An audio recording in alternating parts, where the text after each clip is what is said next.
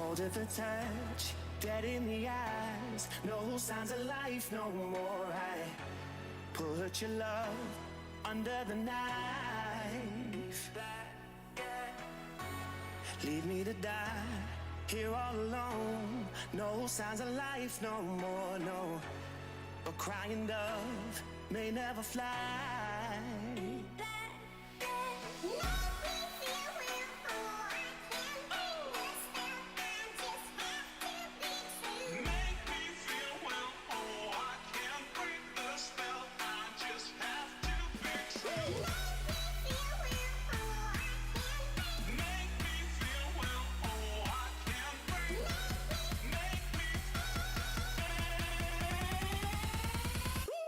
Black and white.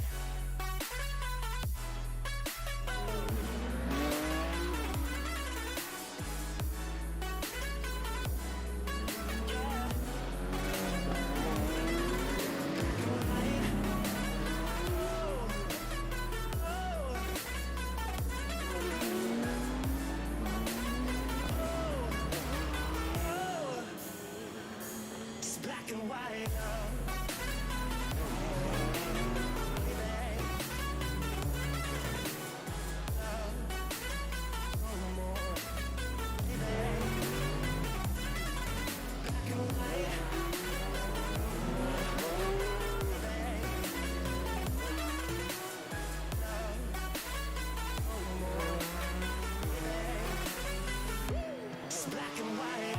Just let me go, it's only right. For all I know, it's only matter. It's calico, it's black and white. Just let me go, it's only right. For all I know, it's only matter. It's calico, it's black and white.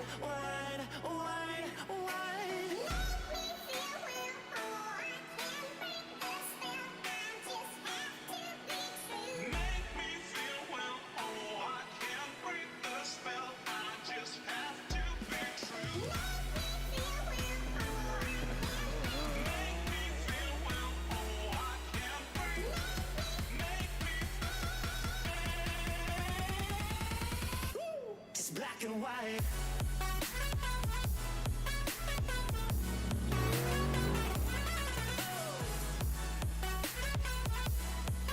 Yeah.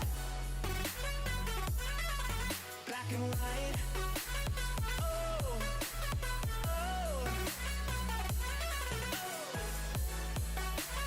Oh. Oh. Just black and white.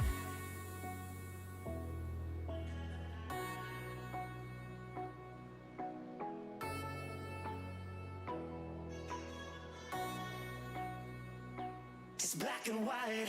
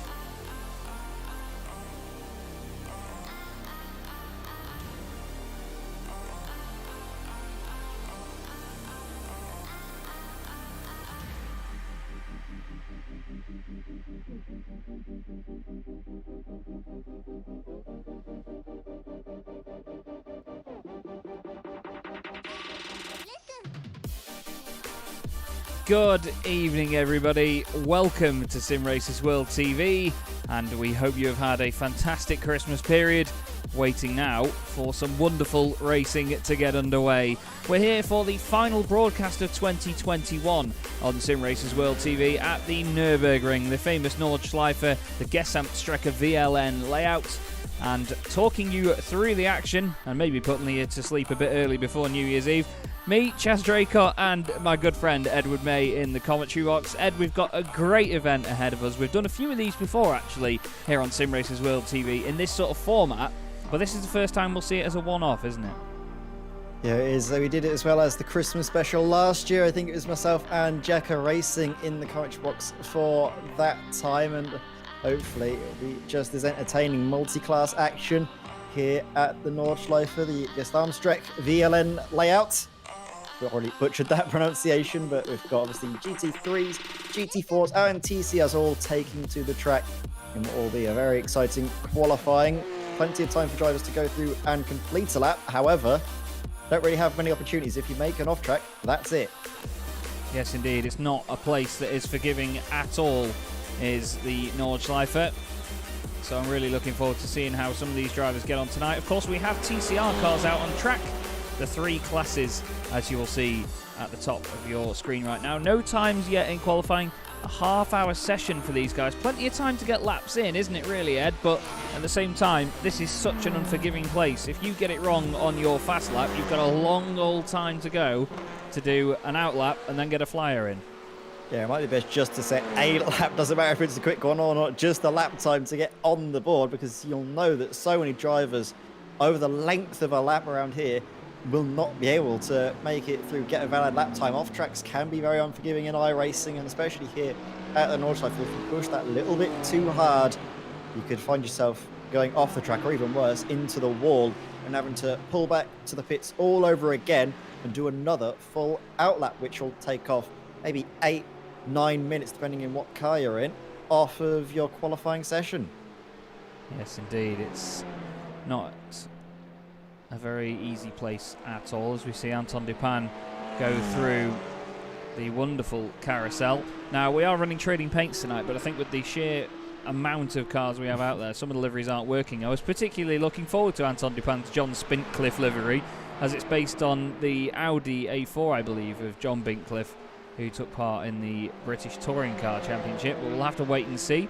Right behind him on track, though, is one of the many Simpact cars that we have out there tonight. Tyler Mullings in one of these things. Absolutely wonderful livery.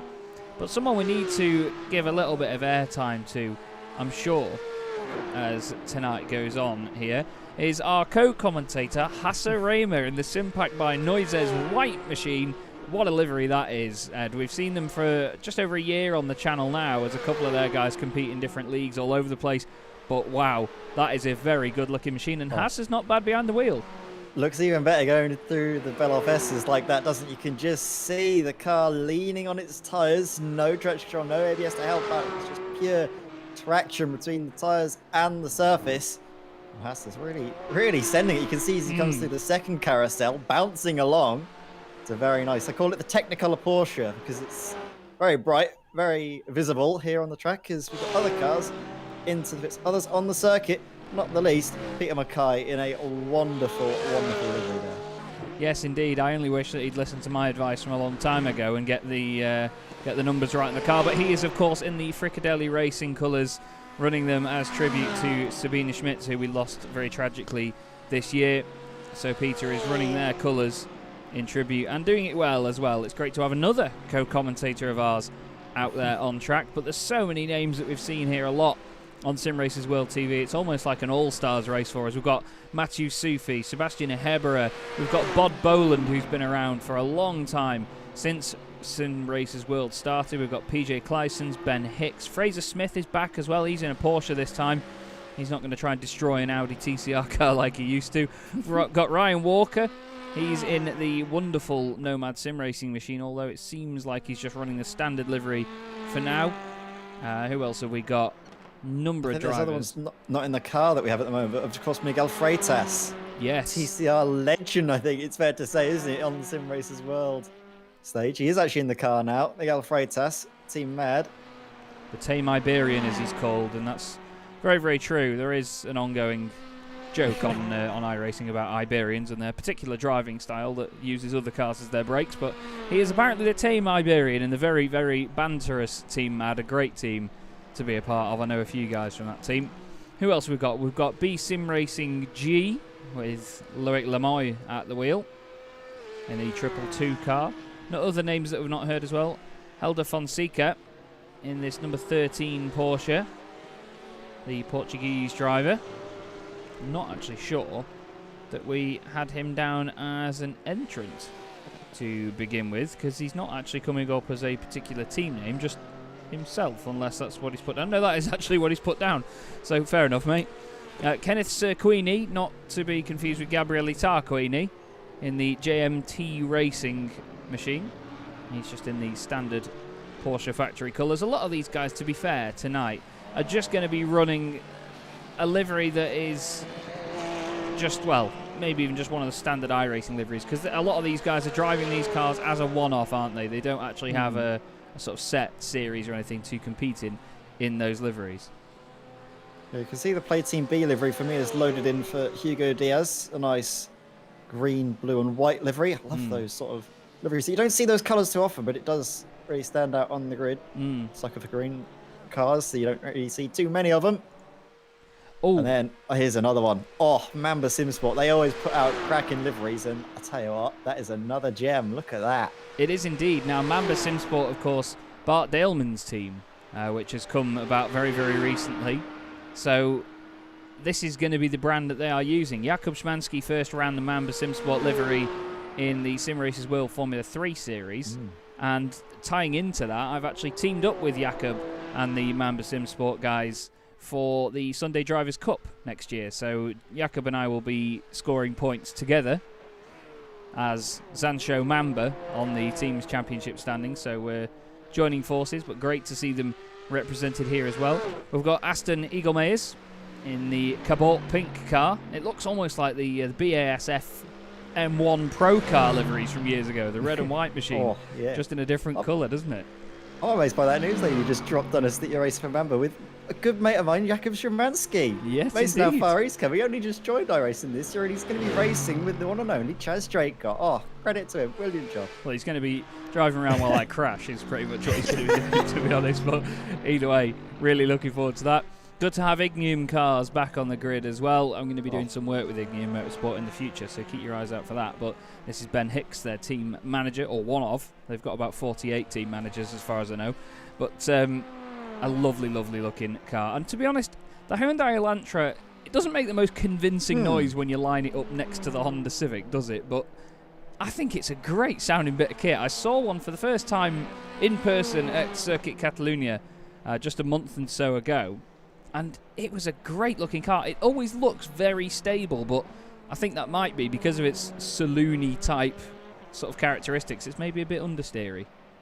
It's the, I think we can call it the BMW M4 GT3 car of the TCR class, just because it doesn't make the most impressive of noises. You can see it on board, but it's stable, and to be fair, it is a very quick car. The BOP in the TCR class is fairly even at the moment. Audi's preferred, I think, around this track just because of the experience drivers have had behind the wheel, but in terms of pure pace, Hyundai is certainly one of the cars to be in. And then, of course, you've got the Honda with the VTEC. The way the car drives, it doesn't handle at all like a front-wheel drive TCR car. It feels almost rear-wheel drive just because of how responsive it is. You don't get that level of oversteer, or rather understeer, you'd be expecting. See John McClone behind the wheel now. Sorry, there is a livery. the old spoon colours on a Civic. That is a livery. That is. They used to do a lot of spoon cars in that colour scheme, and that is a real throwback. That is, to see the modern day Civic in that. I'm not actually sure if they have done a real world Civic in those colours yet, but either way, we know. Over S2000, driving that on Gran Turismo 4. Oh. Yeah, I first came across that in Gran Turismo 3, but I'm a lot older than you, so that's probably why. I think it was even in Gran Turismo 2, but I didn't. Out of all of them, I played 1, 3, and 4. I always missed 2. I have 2 on disc form as well, the original PS1 version, but I've not actually played it properly. Anyway, we have a bit of a celebrity-ish name with us as well tonight, which is the Haupt Racing Team, the number 4 Mercedes. Haupt Racing Team, of course, the home of Adam Christodoulou, who has driven with these guys and continues to. Around here in this car, I feel like these guys are going to know what they're doing with Florian Denzler at the wheel of this machine. It's an all German attack here, isn't it? Yeah, just a touch but German car, German driver on the quintessential German racetrack. It's a match made in heaven, really. It's just going to be interesting to see what they can do. It's almost going to be guaranteed that they're going to succeed, but by how much of a margin and how at home will they be? Look at that. You can see just the way he tacks the corners. Doesn't fear the circuit, which is what you need to do. You need to make the circuit your property. You need to make sure you can assert yourself on the track, otherwise it will assert itself on you. I wonder what you're going to say then. You need to make the circuit your... but really you do. Have to make it your slave. Because this is a very intimidating place to race. Even just trying to put a fast lap in here on your own, never mind trying to race other people and get around them and try and make overtaking manoeuvres, find opportunities to do it, because you don't see that many overtaking manoeuvres around here until you get onto the Dottinger Her, which is where Florian's about to go now. Runs a little bit wide. I wonder if he'll get a 1x incident point for that. I hope not. He's just gotten away with it. And then the massive run up the hill, which doesn't look that fast from here, but when you go on board, you're doing nearly 270 k's down here, and you are flat out for so long it hurts your right ankle. Now, I stood during qualifying for 2020 Nurburgring 24 Hours, I stood just on the inside of this left-hander right about now, and watching them come flying down there at night in the rain was quite incredible, because they were still absolutely pinned through there. They are bonkers, the drivers that race on the 24-hour layout year after year. But look at the precision there by Florian Denzel. This is going to be a good time. It's going to be a cracking effort from Haupt Racing Team, or Haupt Racing Team. Up to the line he comes, goes fastest, and I think will stay fastest. Even though there's no times being set, that is a stunning lap time from Florian, and that's fastest that we've seen all evening, fastest even than what he did in practice. Yeah, that's an absolute belter of a lap by Florian Denzler. So well done on pole, mate. But either way, we need to look at everybody else, because not only do we have GT3s, we have GTC cars, which is the Porsche Cup class, and we also have the TCRs as well. This is Mathieu Soufi racing for Flemish Simsports White by Viraco, another gorgeous looking car. You can see the times coming in there. It feels weird to see a pole lap separated from second place by 6.8 seconds, but that's just relative around here, isn't it? I mean, I tell you what, I'm just watching Mathieu Soufi come around. It wouldn't be the Simracersworld Christmas special or end of year special without a Flemish Simsport car on the circuit. We've got quite a few drivers, but Mathieu Soufi there trying to lead the charge for Flemish Simsports White in the GT Cup class. Seeing as well up the top of the timing sheets is actually Aston Egelmeers. Yeah, that's a hell of a time. That is by Aston in the... that's why. That might be why. Yeah, that might be why. So he's told us he's in GTC and he's in GT3. Okay. Well, Chaz is going to go about fixing that, everybody. But either way, I was going to say, I did wonder why he had displaced a number of GT3 cars, but that would make perfect sense why, wouldn't it? It's easy to fix. Peter Mackay is for some reason coming up as a GT3. Maybe Chaz has got it the wrong way around. Yeah, because Peter Mackay is most definitely... Oh, no, he is in GT3. Oh. He's in the GT3R. I was so used to seeing him in the Dynamics Endurance in the Porsche Cup, so I was... Now I'm concerned now, so I'm checking all my Porsches. But either way, we have got sent a lot of information on this, so do forgive us. That's a very pretty livery, isn't it? Wow. That's a very pretty livery, that. The Greenleaf Racing Machine. That's a gorgeous, gorgeous looking car. Not too convinced by the matte blue, because they've done that thing where you can go completely matte blue in iRacing, and well, any colour, you can go completely matte with it, and it just doesn't look real. You know, there's no light coming off it whatsoever, but the glossy sections of that car, absolutely stunning. So, just a bit of satin, that'll look... Oh. Yeah. Just change the spec a tiny bit, and that would be perfect. Now, one thing I have noticed is that the Simpact cars are also very matte as well, but it looks brilliant on their car with the multicoloured livery all over it. But one of them, I couldn't remember which one of them it is. It's not Jordan McGlone, because he's not actually in one of their liveries. One of them is slightly metallic, and I can't figure out which one of them it is. Is it Jonas Holm? I think it's Jonas. Nope. Yeah, I don't think he has the spec back on that one, or is it? I don't know. One of them seemed like it was very metallic earlier. Now there's a few further down. Curtis Newkirk. No, is it Tyler Mullings? It's Tyler. Yeah. Tyler's got the metallic one. Oh. The number 20 machine. Now I think that improves it actually. It just makes it look less bright, but it looks a lot more like a car that you'd see on the circuit, wouldn't it? Yeah, definitely. Certainly looks good either way. Or if you've ever actually, this is one for you CS:GO players. It looks like one of the what are they called? Oh, there's one of the case hardened. Looks like that. Oh, and yes. I'm rambling on about nonsense, but No, Chaz, no. you've understood it. That's Yeah, great. yeah. It looks like one of the case hardened. What are the knives called as well? Sort of the blue gem sort of stuff with the nice pattern on it. Yeah, it looks just like that. I'm totally with you on that, mate. We just need a neo-noir Porsche now, and it'll look absolutely belting. Anyway, here is the Tame Iberian Miguel Freitas, currently 3 seconds off Michael Polasek in the Full Send Racing machine. Full Send Racing have always had drivers that are fast in TCR cars. We have Fraser Smith out there tonight, but he's not actually in one. He is in the Porsche. Speaking of, there is Nick Sherman's in a Porsche, making his way around the final part of the lap. We hope you appreciate the timing tower on the left-hand side as well, by the way. We may look at individual classes just on their own as the race goes on. So we could just show you maybe like this, although that doesn't seem to help man nor beast, to be honest. We could have individual classes like that. There you go. So we could look at those specific cars and just show you. Actually, go back to that. It's very close for pole position in GTC. Over the space of, what, an 8-minute lap? Yeah. It's just about 8 tenths. It is indeed, actually. Van Riebeck, very close there. We've had to put his name back as one, so you will see the timing just reload time and time again. We do have time to practice this sort of stuff, trust me, and I have been messing about with it, but until you get some of these drivers in this specific session, then you'll never know.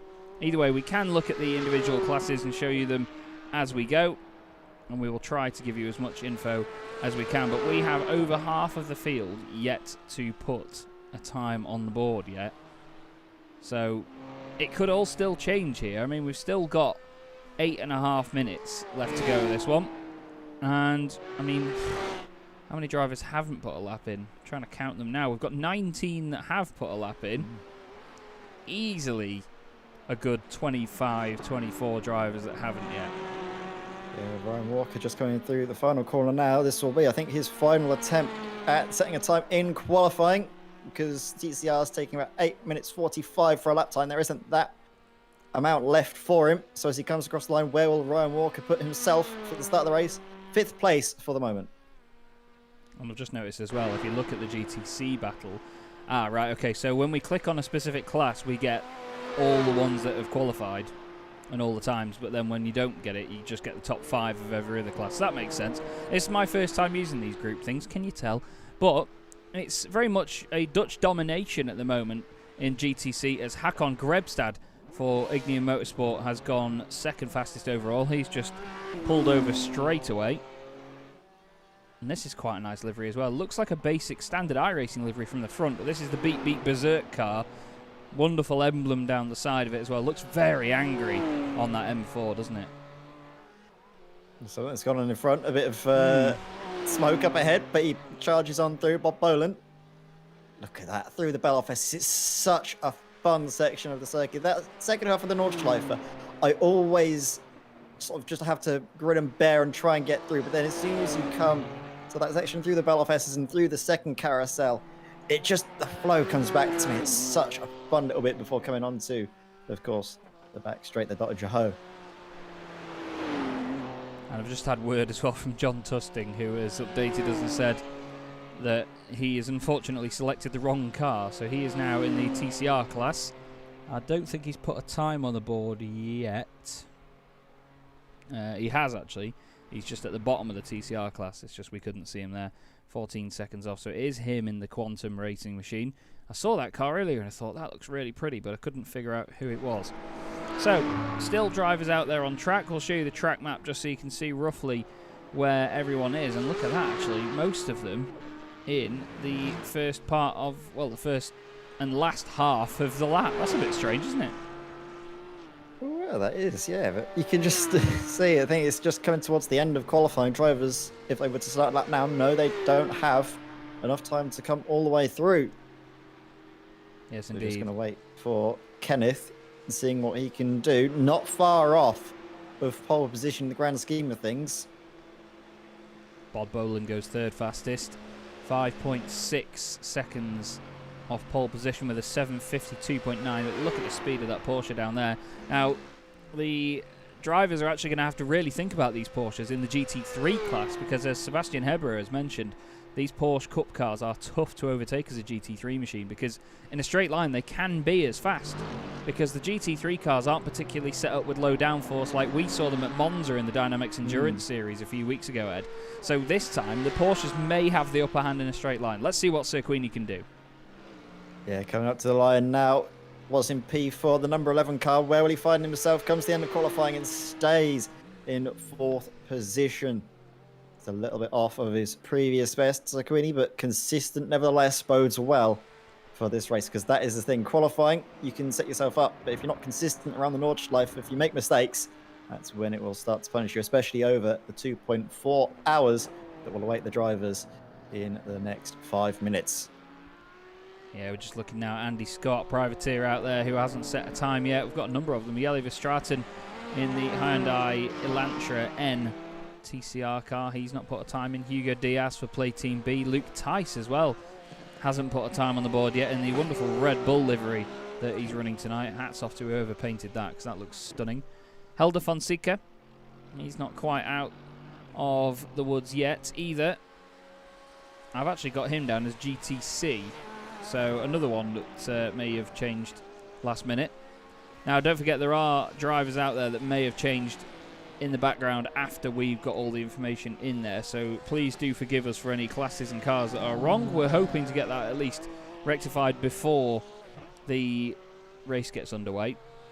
It's probably a good thing that we've got half an hour's worth of qualifying to go over. But either way, Helder in the Porsche this time around. Maybe he just chose the wrong car. Sure, he just saw Porsche. To be fair, they all come up as Porsche 911 GT3 at the I will start. admit, I've done that before, so I wouldn't put it past him. Let's just listen to this, by the way, because we've got some distortion on the rear camera of this car. And it sounds absolutely glorious, doesn't it? Porsche's Porsche's same always on the other amazing, one. don't they? This in the RSR, and of course, Cup. Oh. You can hear you can hear the whine, can't you, in the Cup car a little bit more? It's a lot more. Well, we were mentioning it, weren't we, at Monza? It's a lot more of a mechanical sounding car. Oh, definitely, yeah. It really does. It's a proper animal, a real driver's car as well. Although, to be honest, they have sort of added more driver aids and things to it as of late. So drivers do say it feels a bit more numb than the previous generation Cup car, but still a very, very strong, potent machine indeed.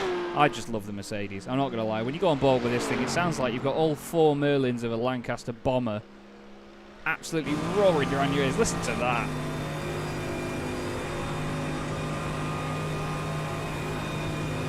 It's a sound that I miss, actually, Chaz. I used to drive this car. This was my go-to GT3 before the BMW came out, and it is a world apart. I have to say, it just sends it through Bravery Corner. Definitely getting his eye in his Aston. But he's one of the drivers that we're wishing for iRacing to add the Aston Martin in. Oh, that'd be a treat. Or even the updated Mercedes as well, to be fair, because while I do like the front end on this car, I really appreciate... Nowhere near. Oh yeah, the newer one's just so aggressive looking. I call it the anglerfish. But to be honest, it's just the fact that this front end now, you can really see that it looks outdated. It's very, very strange. There are some updates to these cars that you'll see and you'll think, oh, it's not that different. You know, it still means that an older version of the car in the sim is still, you know, up to date. But I mean, look at the Ferrari, for example, the GT3 Evo.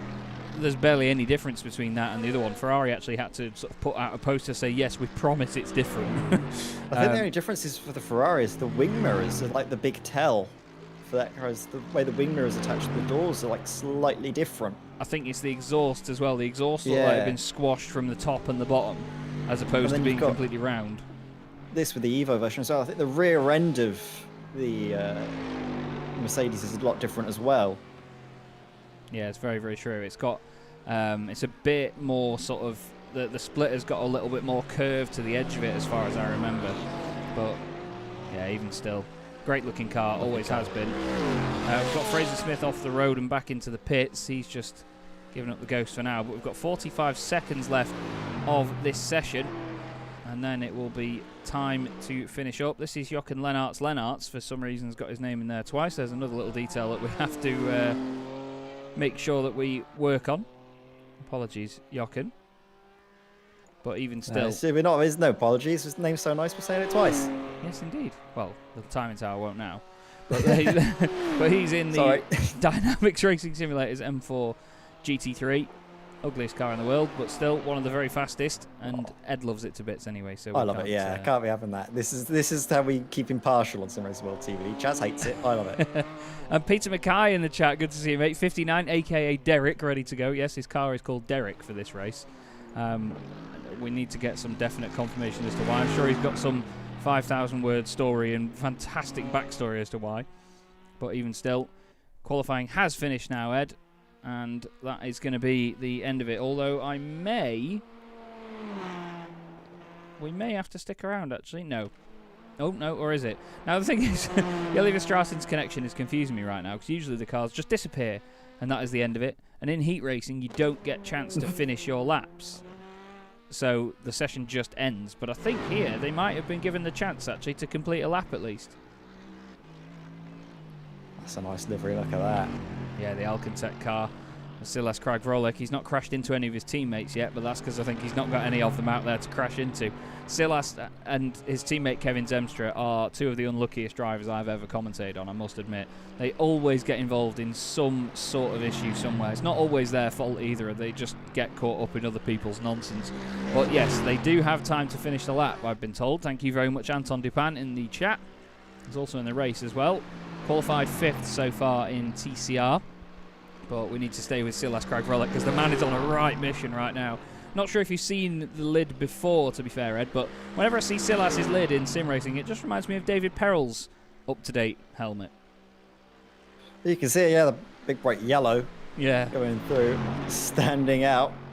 You could just, coming into this section, you can just see how he has to slow the car, but it pitches the nose in beautifully, and then into the second carousel, hugs it nice, lets the car sort of hook its way through, then spits him out with a lot of speed over to the all-important final corner before the back straight. As oh my word, Denzler, calm down. Denzler's absolutely done it in. That's the definition of kicking its head in. I think is what Denzler's just done there. He is absolutely booted. He's absolutely curb stomped that Mercedes right now, isn't he? He's just finished it off. I imagine they'll have another complete chassis for the race because he's literally driven the wheels off it. That's insane. I was saying that you have to assert yourself onto the circuit. I think he's done more. I think what he's done is it constitutes as assault. That is an insane lap time. He has. He's assaulted the Nordschleife. Love it. Let's see what Silas can do then as he settles the car into the final couple of corners. Plenty of curb on the right-hand side. A little bit of the back end kicking out there around the final corner. Boots it to the line. Settles down onto the Grand Prix circuit. Across the line goes Silas Craig-Vrolik. And he goes fourth fastest with a 7:53.57. Not a bad time at all, and a bit of celebration to round it out. Doesn't hit a wall though, so he's done a very good job there. Well done, mate. Do we have anyone else about to complete a lap? I do not think we do. We've got Jochen Lennart's not too far off completing a lap, but I don't think this is going to be his fast lap. Jelle Verstraeten's still out there as well. It's still confusing me and making it look like the session's come to an end abruptly. But not many of them now to complete this, although Luke Tice is apparently quarter of a way around a lap. Now, I'm not sure. I don't know if that's enough. I think he's already completed a lap by the looks of things. Yeah. So I think it's... Yeah, it seems like he's not far you're around. Out there, you'd be about 2 minutes, wouldn't you, into the Nordschleife, into a lap time around there, not 3 minutes, nearly 4. Yeah, and I think, to be fair, Aston Eaglemeers is the same as well. I think he might not have made it, although he seems to be pushing quite hard here, so could fool me in the Cabot pink machine. I do like that livery, to be honest. Really do. But so far, As Oh, he's there we pulling go. over. There you go. Denzler on pole from Grebstad and Boland. Then in the GTCs, it's Tyson, Van Ruvik, and Pimbau. Here we are looking at right now. Then it's Polasek, Freitas, and McGlone, the top 3 in the TCR class. 2.4 hours of racing coming your way, everybody. I hope you're strapped in and ready to go. Certainly going to be a fun evening to round out our year here on Simracersworld TV. Now let this livery serve as a lesson to you, because on iRacing, if you have the standard factory Porsche colours picked in the iRacing paint section on this car, then it will always stamp the Porsche spec map underneath, no matter what livery or spec map you put over the top. So you can see that Pimbau's car does not mean to have such a spec map on it, but unfortunately iRacing have got things nice and complicated. I'll be doing more paint videos, by the way, into the new year, so keep an eye out for those, and I'll explain the intricate details of each and every car and how they work, because a lot of them have these weird different choices of numbers that you can have now. Yeah. They have spec maps stamped onto them automatically. Different tyres as well that we picked up in ones. Yes. Some have Michelin, some have Pirellis. Yeah, Michelin's on a car that has Pirelli written all over it, yeah. It's iRacing have made it a little bit more complicated than it should be, but at the same time, it all makes sense when you look at it. It's a weird one. Jakub Szymanski saying he's got his tea, he's got his chocolate, and he's ready. Get in, sunshine. Go on. He's all sorted. What is Well, your and there's drink me. of choice tonight, Ed? Oh, I've got a can of Pepsi just sitting there. Other soft drinks are available, but got Right. a nice can of Pepsi there, and then I've got some Fox's biscuits Oh. that my parents brought me for Christmas. I've got the obligatory bag of chocolate coins that my mum gets me every year for Christmas. It's not Christmas without one. I've already scranned mine. Well, this one's actually got 5s and 10s in it. I'm actually quite amazed. Oh. Not real ones, chocolate ones. But the drink of choice is actually Bar Cherryade right now. I like having carpets on my teeth, so a few cans of that a day keeps the dentist away. Same with me with like apple sort of like apples, like anything apple fizzy and stuff. You get that with Appletizer all over your teeth. Oh, but it tastes nice. Oh yeah. Honestly, it feels like your teeth are made of carpet after you drink a couple of them, but worth it. Anyway, Pimbau continuing on with his lap. He is the only car on track right now, so if this isn't actually a fast lap and he's just staying out there for the sake of it, I imagine there's going to be a number of drivers in the chat thinking, what are you doing? But it seems like he's on a really fast one. He's properly pushing harder here, so I'm not really sure. And Silas says, just because I'm driving doesn't mean I don't hear your roasts, chat. I'm sorry, mate. I'm sorry. It's all in the name of good fun. It's Christmas, or at least it has been. I hope you had all wonderful Christmases between you all as well, by the way. It's certainly been a very difficult couple of years at the moment, and it continues to be so. I mean, Omicron in the UK, which we're not going to talk about too much, has infected a lot of people at the moment. I know a number of people on my friends list that have got it, and to be honest, Ed, through 2020, I think the entirety of 2020, I don't think I knew anybody that actually got COVID. No, I'm trying to think so either. I think I've had a couple of people that had it but were asymptomatic, but Yeah. I think I've been very fortunate because I live in a house with a nurse back home who works at the hospital, so she's forever having to make sure everything's good. We've got like our own little, we call it the mini airlock, where we have we have like a front porch where you have your hand sanitizer and everything, just to make sure everything's clean when you come in and out. It's almost like a medical procedure just to take shopping home, but sometimes things that you have to do when you're living with a nurse and you've got people that are sort of medically vulnerable as well, so we make it work. That's it, mate. That is it. And that's the thing, you know, it's good to have those precautions and so on. So, off the back of that, I hope you are all staying safe and healthy throughout these difficult times. DW Media saying Chaz will roast anyone. To be fair, you are very much correct, my friend. I will rinse absolutely anybody if it means that we can try and have a good laugh on stream. I think you need to be worried when Chaz doesn't roast you. Yeah. That's when you need to be concerned. Now, Aston Eaglemeters, I did think it's quite interesting that he had United Kingdom next to his name. Because while it is Aston, which, you know, Aston Martin and all that, he's actually Dutch. So, I've changed that now for you, Aston. I'm sorry, mate. Anyway, to the line comes Pimbao, the final car to put a time on the board, and if he doesn't, I'll be really disappointed. Don't think he has. Oh, Pim.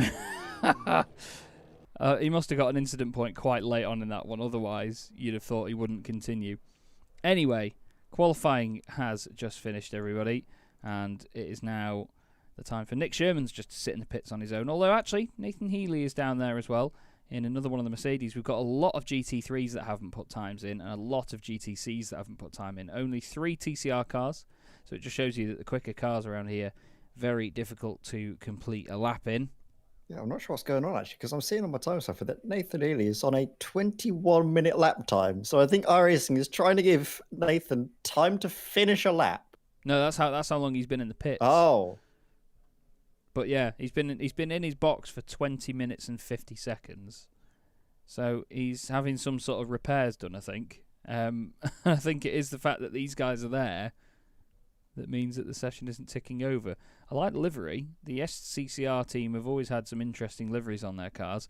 He comes up as Sideways Games, though, for his team name in this one. But if you listen, it's almost completely silent here at the Nordschleife right now. Nick Sherman's also in the pit lane in the beautiful Mamba Simsport Porsche. I really don't know why Porsche have put those crosses on the front. It just seems odd to me, but either way, the session has now finished. I think we'll probably get another minute or so before it completely ticks over, because obviously it's a very, very long lap here at the Nordschleife. I think they give you like 12 minutes or something to get it completed, because in some of the slower cars it can be nearly 15 minutes a lap. I want to see Solstice's race at the Nordschleife, and I just pictured that. Should we do it? Yes, mate. Yeah. Let's do it. They are right. We've got to do that. There's going to be a special event in 2022. Everybody, Chaz, Draycott, and Ed May are going to organise a Solstice race at the Nurburgring Nordschleife. They are. We can't tell you how long it's going to be. One lap will be long enough, actually, wouldn't it? To be fair? I was going to say. Oh, one lap. Probably have a whole day-night cycle. Yeah. In that one lap. One lap, 2 fast repairs. But either way, we will organise that. They are. That's how. There you off go. the cuff Oh, that's it can be. cracking. Looking forward to that already. Now, Niles Ikema was in qualifying earlier. Maybe they're teammates. That's why he doesn't show up as... Because we saw Niles earlier, and we didn't see him in qualifying then. Anyway, first things first, we have to get on to the grid. We're going to look at the classes individually. Florian Denzler on pole position from Hakon Grebstad and Bod Boland. Then it's Silas Kragvrolic, Sebastian Herbrer and Aston Egelmeers. Then it's Stian Verhestraten in the number 9 machine alongside our very own Peter Mackay. PJ Claessens and Nathan Healy make up row 5 ahead of Jürgen van der Perre and Helder Fonseca.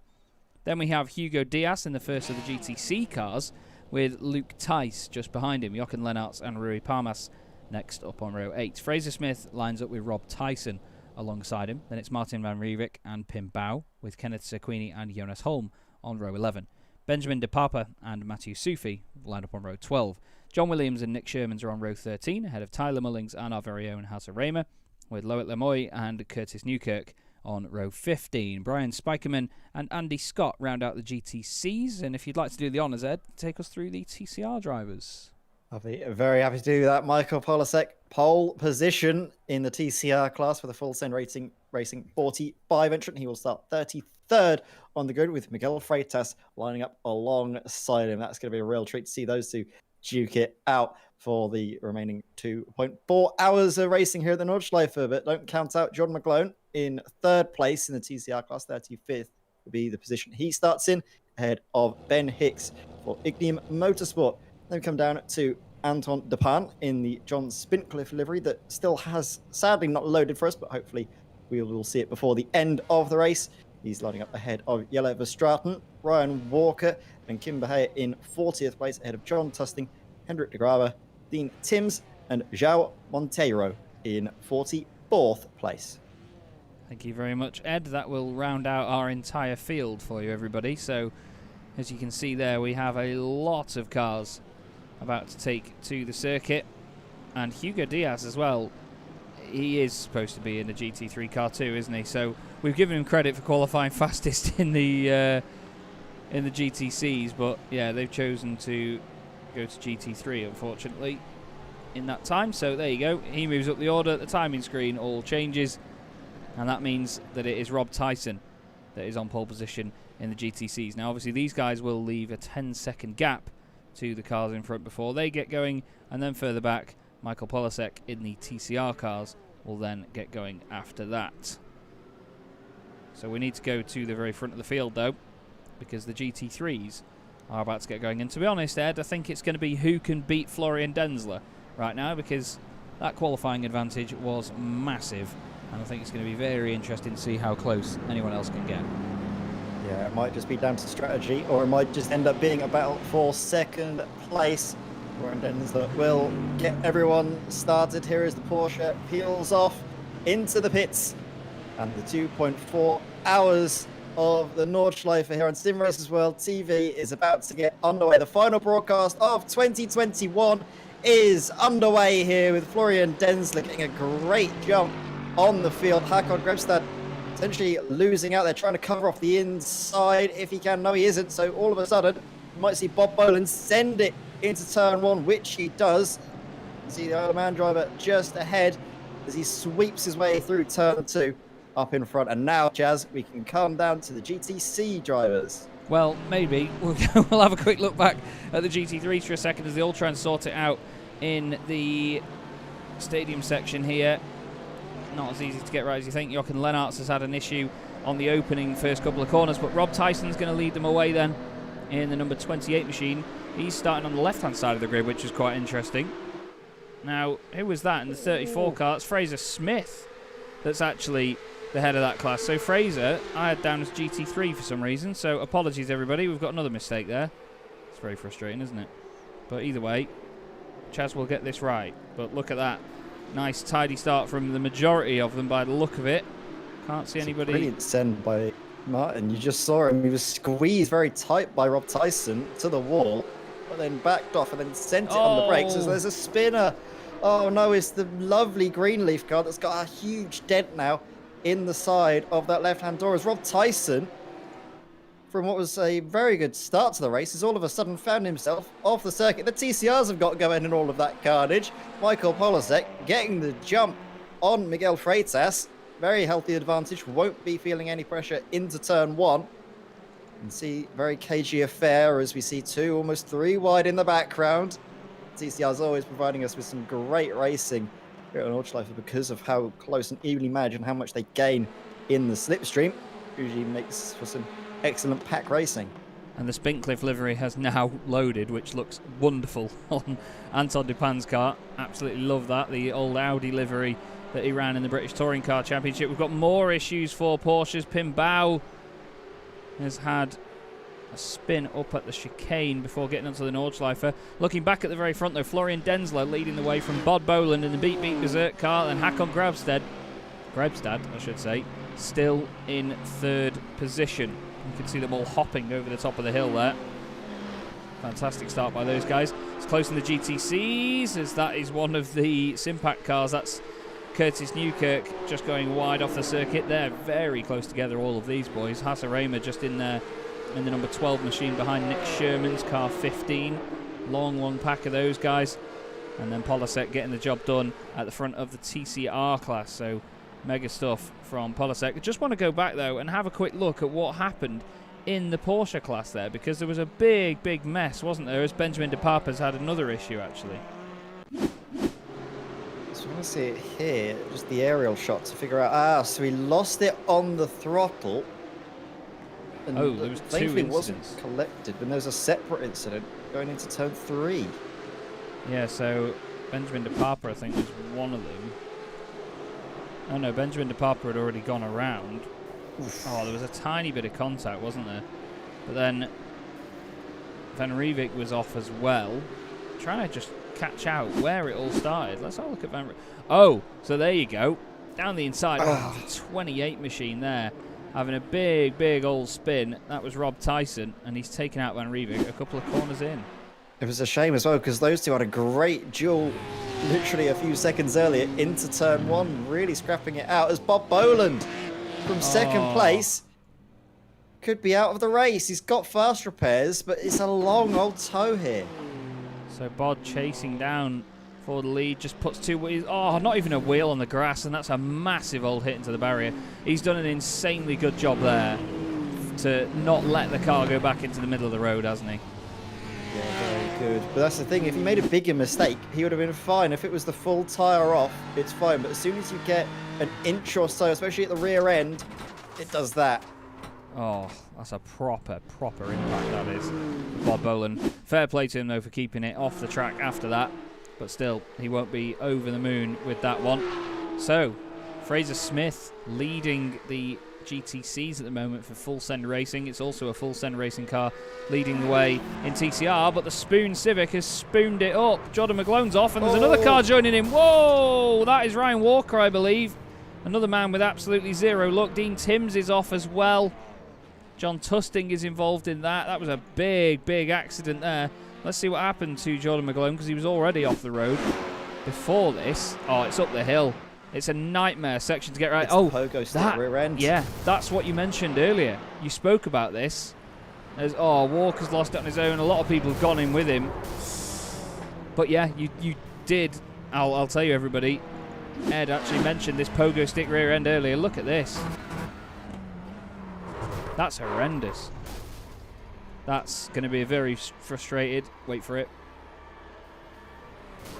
A very frustrated Jordan McGlone right now, because that, I think, is something that needs fixing. Hendrik de Grave is also off the road as well. Very attritional first few minutes here, to be honest. The Nordschleife is certainly claiming a number of them, and there is one as well. Team 11's PJ Clayson's in the wall in the man filter car.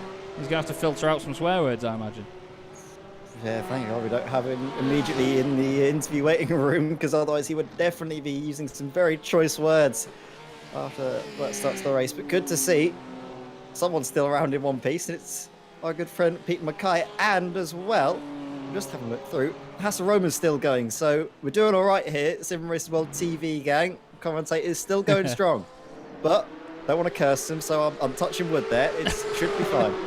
Here's a battle in the Porsche Cup class. Loic Lemoy has just gone very deep into the carousel. Had to go around the outside, the non-banked section, and now he's defending from Tyler Mullings, who's also got Nick Sherman's right behind him as well, as they get into the latter stages of the first lap here at the Nordschleife. But still, very entertaining racing early on here, Ed. Just a lot to look at. We've got Rui Parmas having an accident.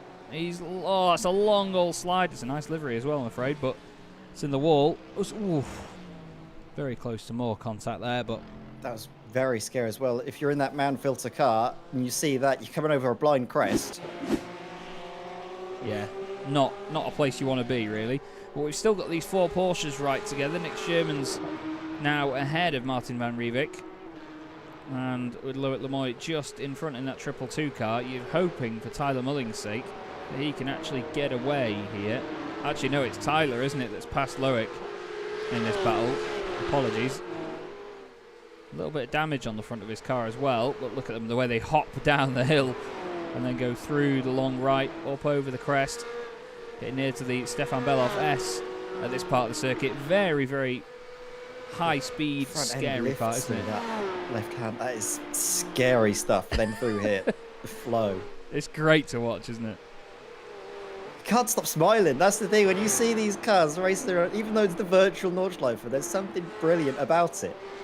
Oh yeah, it really does suit GT cars, this circuit. A 7 minutes 50 from Denzler as the first lap. Jesus. Is very fast indeed. He leads the way. Hakon Grebstad now into second place after Bod Boland has departed from the race. Silas Craig Vrolik up to third from fourth. Everyone else has moved up one position. Nathan Healy's gained 2 places. Helder Fonseca has gained 3.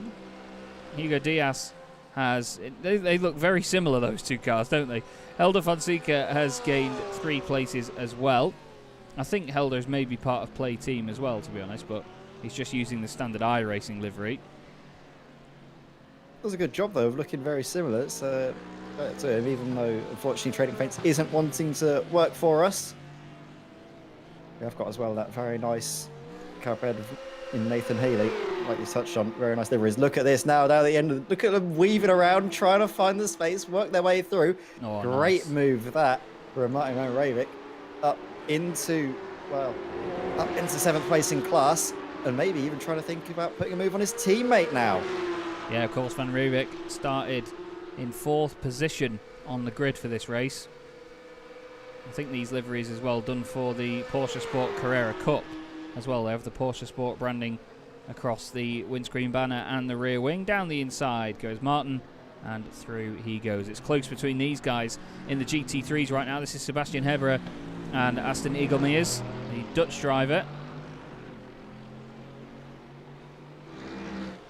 As, to be honest, having a bright pink Mercedes chasing you down, I'm not sure whether you'd be taking it too seriously in there, as this is Rui Parmas, who has gone past the pits, actually, and carried on in this race, but Fraser Smith has just overtaken him now, and I think Rui's not having the very best of times with this right now.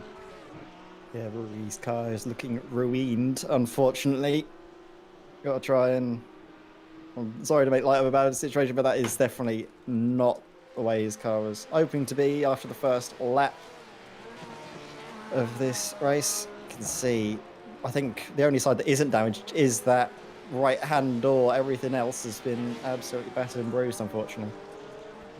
Now, going away from serious stuff for a second, DW Media has made a very good point in the chat. He said that on his commentary yesterday, if the cars are lined up Ferrari, Porsche, Ferrari, they call it, you would say that it's a Porsche in a Ferrari sandwich, but why? Because no matter what you put in the middle of a sandwich, you don't call it a white bread sandwich, do you? Now, I was just about to say, well, of course, you'd say it was a Porsche sandwich, but you wouldn't. Commentators would say he was the filling in a Ferrari sandwich, wouldn't they? Yeah. That's a good point, actually. That's a very good point. In the TCRs, we have two wonderful Elantras just right next to each other. It really shows you how a livery can make that car look like it's a different shape when the exact same car is next to it. It's a bit weird, actually. The black one looks like it's lower to the ground than the Ignium car being driven by Ben Hicks, but still some good fighting going on in this class. Just behind them as well, João Monteiro has got Hendrik de Grave and Dean Timms right behind. João's gained 9 places. Dean Timms and Hendrik have both gained 6 each, of course, with the GTCs and GT3s falling by the wayside. But this is a very, very difficult race for the TCR cars. Obviously, being front-wheel drive, they are using all of this car's capability through the front wheels, so tyres may not last in this.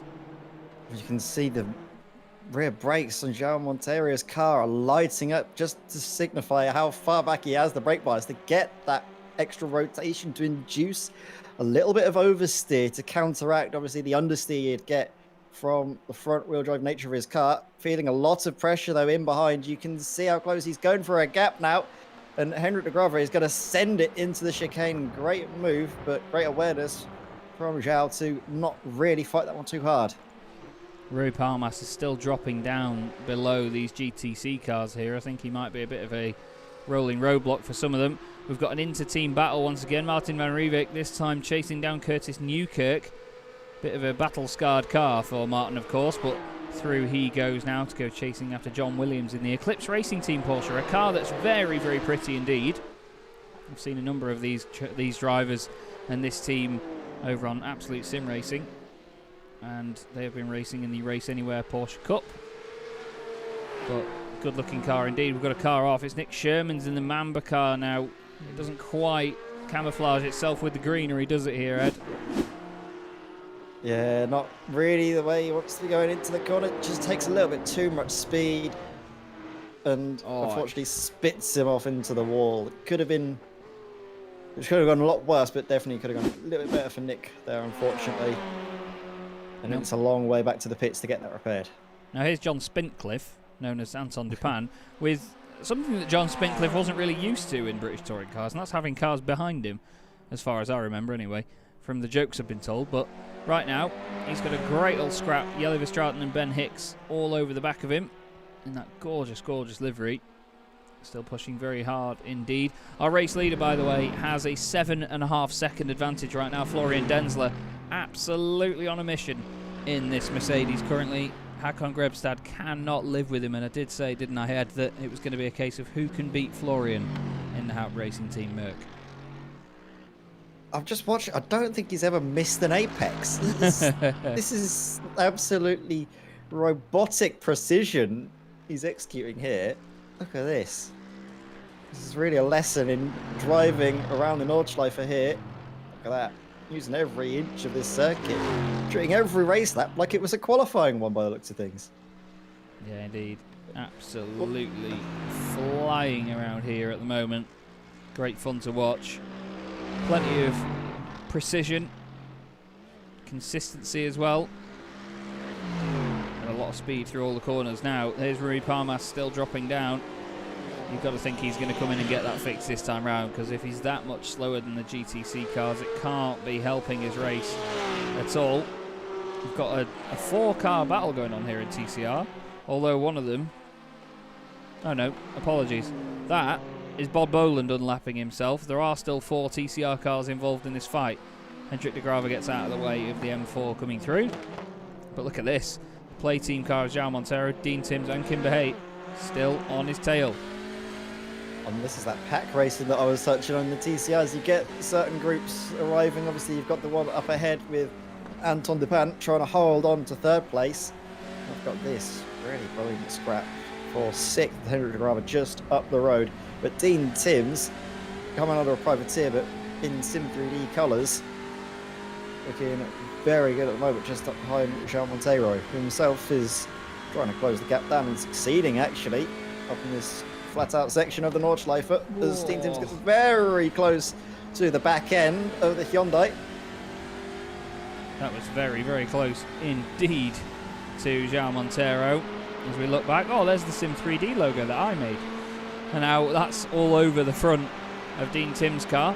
Not quite sure which team he's driving for in this. He's put himself down as a privateer. That might actually be one of the Sim 3D esports cars. Or Sim 3D Racing, I think it was called. They do have, yeah, it does look like it actually. They've got the orange and pink sort of synthwave gradient on their car. And then these big blue sections along the top of it as well. Looks quite nice actually.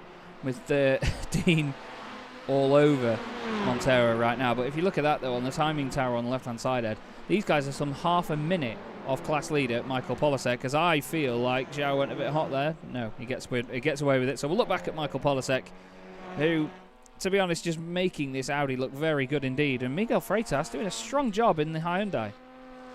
Yeah, keeping him in sight, which is what he needs to do. Might be able to make up a little bit of time, perhaps in the pit stops, perhaps later on looking after his tyres as well for this first. But actually, as you see him throwing it into the corner, kicking the back end out, running a little bit wide. Maybe he isn't quite as considerate on his tyres than maybe we're expecting.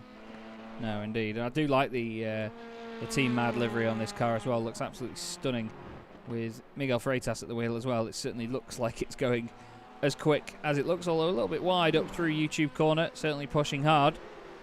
Now, we've done the wrong thing here, because I was meant to look at Rui Parmas and Brian Speicherman with Loic Lemoy and Hasse Raymer, our very own, right behind these guys. Hasse trying to take advantage of some of this. Now, is Rui Parmas going to go into the pits? You'd hope he would, but no. Rui's going to carry on.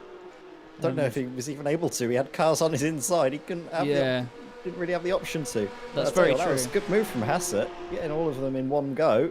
Got a great drive out of the corner and down into turn 1. He's going to take all of them. Great stuff from Hasse there. We kind of missed that because he was waiting to see if the GT3 car coming to the pits, but even Hasse with the beaten up back end did a brilliant job. Yeah, nice tidy stuff there. Shows that he's not just good at commentary, he's also a handy driver as well. I mean, he has to be for the pace of the guys around him as well to be competitive with them. He's not taking any nonsense from Brian Speicherman as well in the Racing Team Limburg machine. Although it looks like to me it's one of the other Greenleaf machines. But still, he chucks it in through to the right-hander. Although actually, here's another bit of pure honesty from Chaz. We did have Brian Speicherman down twice on the timing, so he may come up as Greenleaf now if I edit this, because that was what he had signed up with. No, apparently he's still Racing Team Limburg. But oh well, we'll have to just try and get the timing software to ignore his name and put him as Greenleaf Racing, but no, apparently it doesn't want to. So sorry, Brian. Have a look as well. There's close fighting. I think Nathan Healy is looking to try and get up and ahead of Peter Mackay. Yes, Mr. Healy putting some pressure on to... Oh, actually, no, no. he's not. He's under PJ pressure, rather. Clayson's, yeah. Clayson's all over the back of him. Oh, that's a good noise down there. Porsche not too far back as well is Helder Fonseca. Up the hill, bouncing over the curbs. Now you can see the damage on PJ Clayson's car from the earlier spin that he had where he put it in the wall. It's bent the rear wing up to one side, but it doesn't seem to be affecting him too much at the moment here, Ed. He's got some good pressure onto Nathan Healy. It looks to me, not quite able to do that there. Now, has he done it down the inside? No. Still pushing hard, at least, to try and get a result out of this. You're talking as well about the sound of these cars. I was thinking when you mentioned it, what's better than the sound of this Mercedes GT3? Turns out the answer is two of them. Look at that side-by-side down the hill. Brilliant stuff there by PJ. Sweeping his way around the outside, getting the better exit, forcing Nathan to take a slightly shallower line, get a worse exit. That's worked out brilliantly for the driver of the 29 Mercedes. Look at that. And look at this. Andrew Graver holding on very firmly while all the action is going on behind him. Jean Montero again trying to weather the storm, this time from Dean Timms.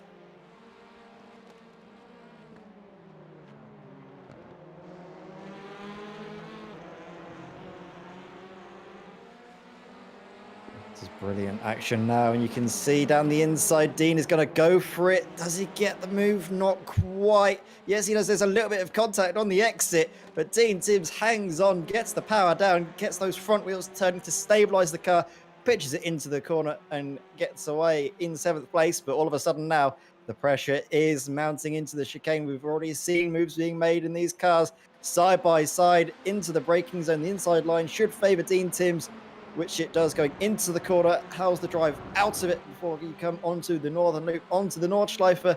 Dean Timms should and does stay in 7th place. Overcooks it a little bit. Oh my word, as the door opened up all of a sudden, as Aston Egelmeers.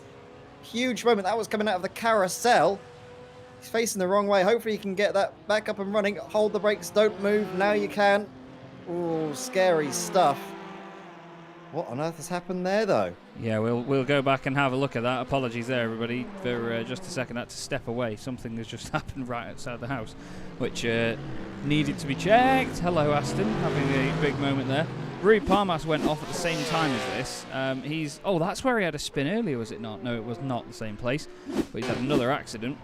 And now let's take a look back at this. So here you go. Aston's just... Oh, it's just bounced halfway round, and he's just lit it up, completely lit it up.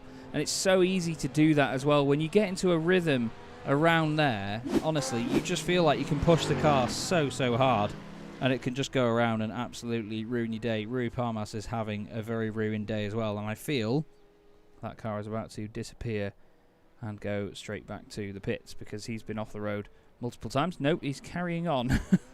It's the car that cannot be killed, is that Porsche, because he's had this moment. Still in the middle of the road. He's doing a bit of an Austin Powers here.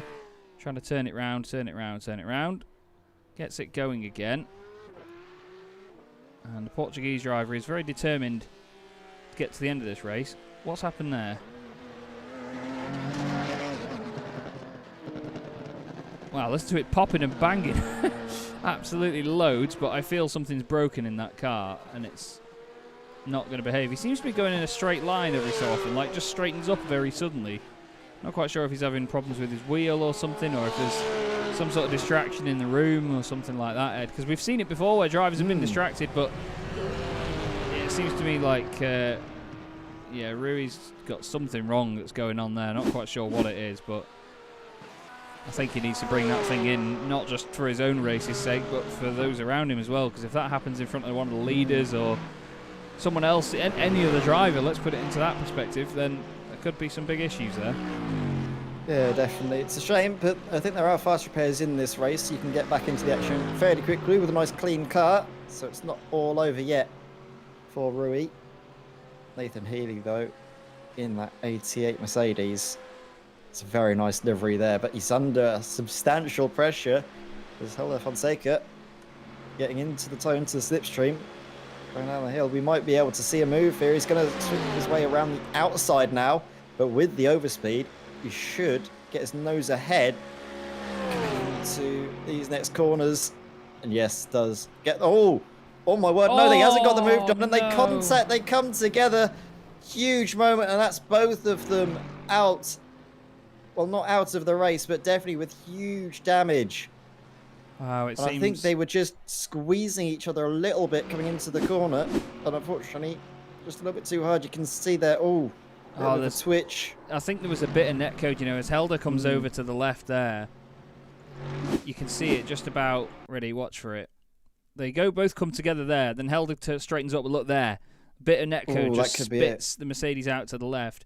But then the thing is, he's still sort of recovering from that, but Helder hasn't left enough space there. That's the be-all and end-all of that. So it seems that if you drive a Porsche GT3 car with the numbers 3 and 1 in the number board, then you're going to be a bit of an issue. But that's a real shame to see Helder out of the race like that. And, of course, the number 88 Mercedes as well, which is being dragged into the pit lane now. Nathan Healy on his... Oh, wow, look at the state of that. I've never seen a car crab like that in our racing. Hats off to getting that back through. That is some crabbing, that. Wow. It's like a blimp in the wind. Fair play to Nathan Healy. But at the end of the day, though, Ed, it's shorter than towing it, isn't it? Yeah, I'm not sure what's worse than crabbing. Lobstering. I don't know. Can we coin that phrase? I'm not sure if that'll fit, but we'll see. Either way, up at the front at the moment with no troubles whatsoever. Florian Denzler and the Haupt Racing team. We're going to mention him every so often because at the end of the day, he's just been on a real mission, hasn't he? Yeah, you don't know why you'd be expecting anything else, though, from Haupt Racing team. Like you mentioned, they seem to know what they're doing in this car and at this circuit. Down towards Foxhole. Really fun in any car. When you're in an MX-5 as well, it's scary because that's the fastest you ever go around this circuit because of the elevation. Coming all the way down then into the compression. Oof. Yeah, indeed. You almost feel it going through your arms. Well, yeah. I mean, to be fair, it depends on how you have your force feedback set up. I know some people at the moment, there's a bit of a theme of people having their force feedback set up really light, and I don't quite know why, but apparently because it's less of a workout. But I prefer to be able to feel every single bit of the car moving around and reacting, and especially when you're on a wheel that isn't that powerful as well. You know, I mean, I've got a Thrustmaster TX, and me and my Logitechs. Yeah, exactly. You know, they're not the most powerful wheels. They do the job, but only to a limit. So sometimes you can't actually feel as much as you can off a direct drive wheel. You know, there is a benefit to having these direct drive wheels, and that's why so many people are getting them now. I mean, a good friend of mine, Brian Crowell's got his the other day. Wouldn't name the brand, but he's actually had a lot of issues with it. He's had controller failures and all sorts from it during a NASCAR Xfinity race at Dover, the Monster Mile, where he went straight on into the wall mid-corner. And yeah, they can be brilliant, but it sort of highlights everything about PC racing, doesn't it? That I think it's a nightmare to get it all set up, but when you do get it set up, it's better than everything else. That's the way I see it. Yeah. The same with VR. I've known a lot of people that I race with who have had VR failures and stuff, which would be scary when you're going through a corner and suddenly everything goes black and you have no idea, and then you're a very, very unhappy crunch. Yes. Yes, indeed. Not really the best, but look at this. This is much better than any VR failures. This is proper great racing. Ben Hicks slinging it around the outside. Up into third place ahead of Anton Dupin, who himself needs to keep Jeleva Stratton at bay, which he does. We've had an issue here, I'm afraid. Ryan Walker, with that very battered Lantra, has had a hit with the wall. Oh, and the other one as well. And Jürgen van der Peere went off at the same time. Now, we've all been off there, and if you say you've not, you're an absolute liar. More than a few times for me. Going off there, it's a corner that really... A lot of the corners at the Nordschleife lure you in. They sort of invite you to take a little bit more, and then it goes, I gotcha, and sends you off into the wall. Very true. It's like someone's put, to quote Charlie Cox, when he was talking about a lot of accidents that happened at Brands Hatch, it's like someone's put a magnet on the outside through there. Now, Dean Timms is into the pit lane. I'm not quite sure why. There's a few of them, though. Hendrik de Graver in as well. Oh, Now, are is they... it quali setups? Maybe. Because it's fuel for Or- about half hour. Do they get drive-throughs for incident points? No, he's pulling over. So, and you're right though, yeah, it is half an hour and they've done 29 minutes, although he's up and taking fresh rubber. I'm wondering whether the TCR cars are just killing the tyres around here. Straight up for new tyres. Also, the tyres are done at the same time fuel in the TCR. So if you take fronts while you take fuel, it kind of cancels it out. So it's a bit of a no-brainer, really, just to take tyres on every single stop. Yeah. Alex Johnson has said that Haupt is in GT2, the rest of us are in GT3. I imagine that's how it feels right now as well, to be honest. This is Luke Tice, who has got Fraser Smith ahead of him. Kenneth Sequini just behind him. Shows you how fast these GTC cars are. Look at that Cup car go! It's an absolute missile. And yeah, TCR, Jakub Szymanski saying there that they're very hard on the tyres, but wow, that's very, very hard on Luke Tice's heart rate. I'm sure he'll need a Red Bull after that. Flipping out, that was a very, very scary one. Hendrik de Grave saying it's for damage. So he's had damage to the car that he wants to get fixed. But yeah, apparently, according to Jakob, the half-hour mark is where the tyres tend to go. Helder Fonseca has just been off the circuit again. And that car is definitely not fixed, good sir. So, seems like the Porsches tonight, the 13 and the 31, having a real nightmare. Although Rui Palmas is back out there with a fixed car now, so hopefully the issues have gone away, whatever they were. Maybe it was just damage related to the car. Yeah, it seems to have come out. I think Rui was trying to get it as long as possible so he didn't lose out of pit stops to the rest, but from that damage, staying out has cost him. Oh, very close to the grass there on the exit. I thought we were going to see another incident for Rui, but he's really just getting back to grips with the car, using all of the circuit, finding the limit once more. Hopefully he doesn't overstep it. Great to watch a Porsche be pushed around the Nurburgring like this. Got another GT3 versus Dutch then. GT3 versus GTC battle going on here. This is Bod Boland making his way back up the order with Brian Speicherman next to him. Around the outside he goes, but Speicherman's going to catch him up again in a minute when they get to this high speed section, isn't he, Ed? There he is, but I think Bod is trying to maximise the drive out of the corner. The acceleration favours the GT3 cars, but then when you come to the GTCs, Ryan Speicherman with that top end, and also the slipstream to aid him, it's going to be like an absolute torpedo going out towards Bravery Corner now. Yeah, he's absolutely tucked up behind him now. Big hole in the air that BMW punches as well. It's a bit of a chunky thing. Certainly works the aero very well though. Not quite closed in enough though by now, and then the downforce helps the BMW mid-corner. Makes the rear end look really fat on that BMW as well. The tyres look huge on it.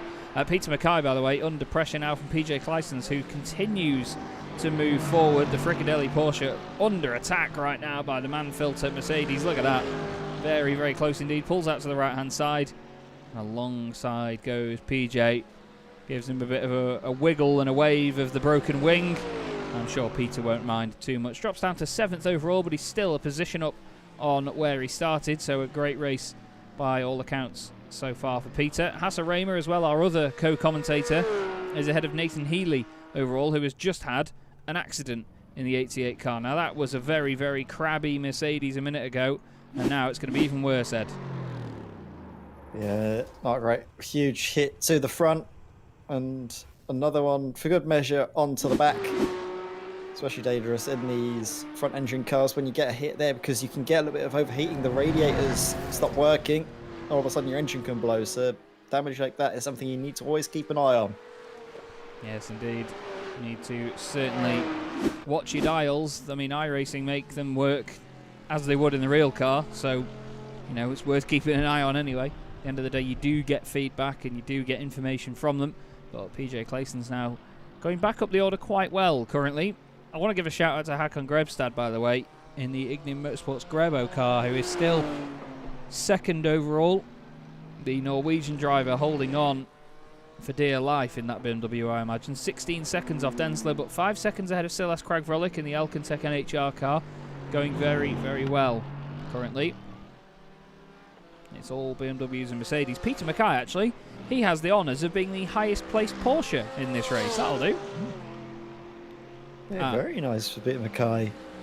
Tell you what, I'm absolutely in love with the liveries running as well. Now that, sorry, that's where Rui Palmas had his earlier accident that started all of the issues, I'm afraid. And he's had another one up there now. Gets going again. But this is how the Porsche wants to be driven. Not just by a Scotsman, but Peter Mackay pushing this thing around as best he can.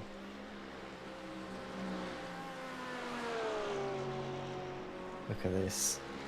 Peter Mackay. There's something about that livery as well. This track. It's just wonderful to see, really, isn't it? A Porsche around the Nordschleife GT3. Peter Mackay as well is doing it a good service, wringing the neck of it, as you can see through Schwallenbach. And then down towards Foxhole.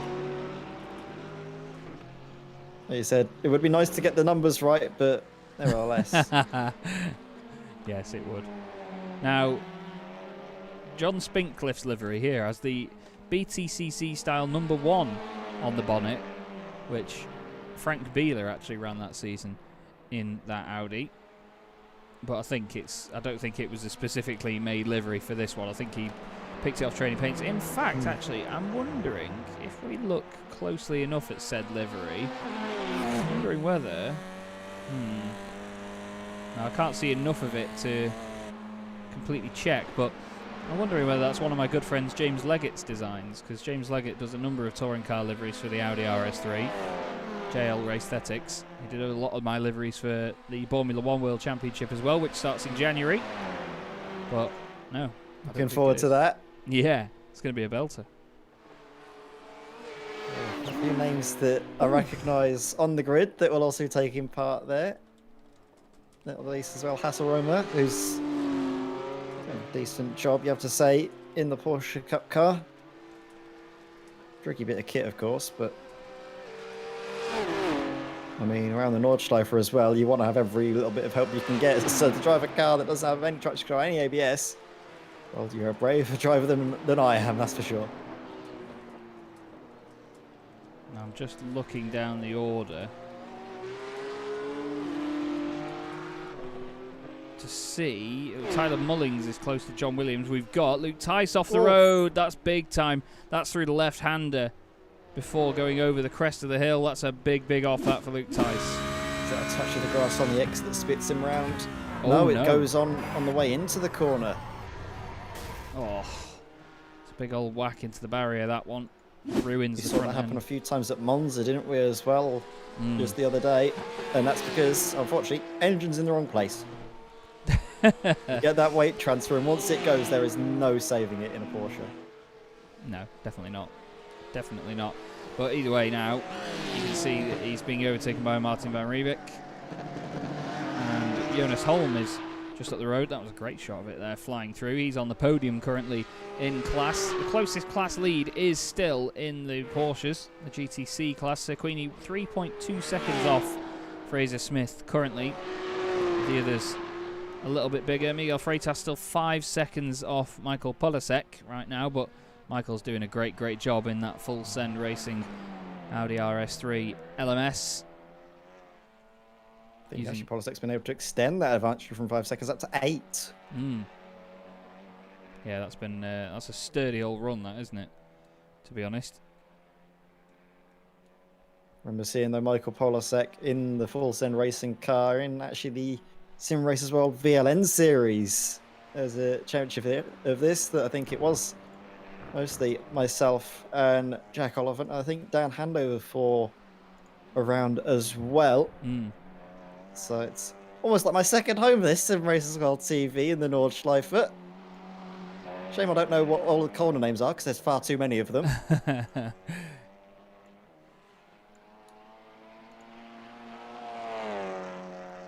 I'm just having a look. I'm sorry, I keep looking up and down. Back, though.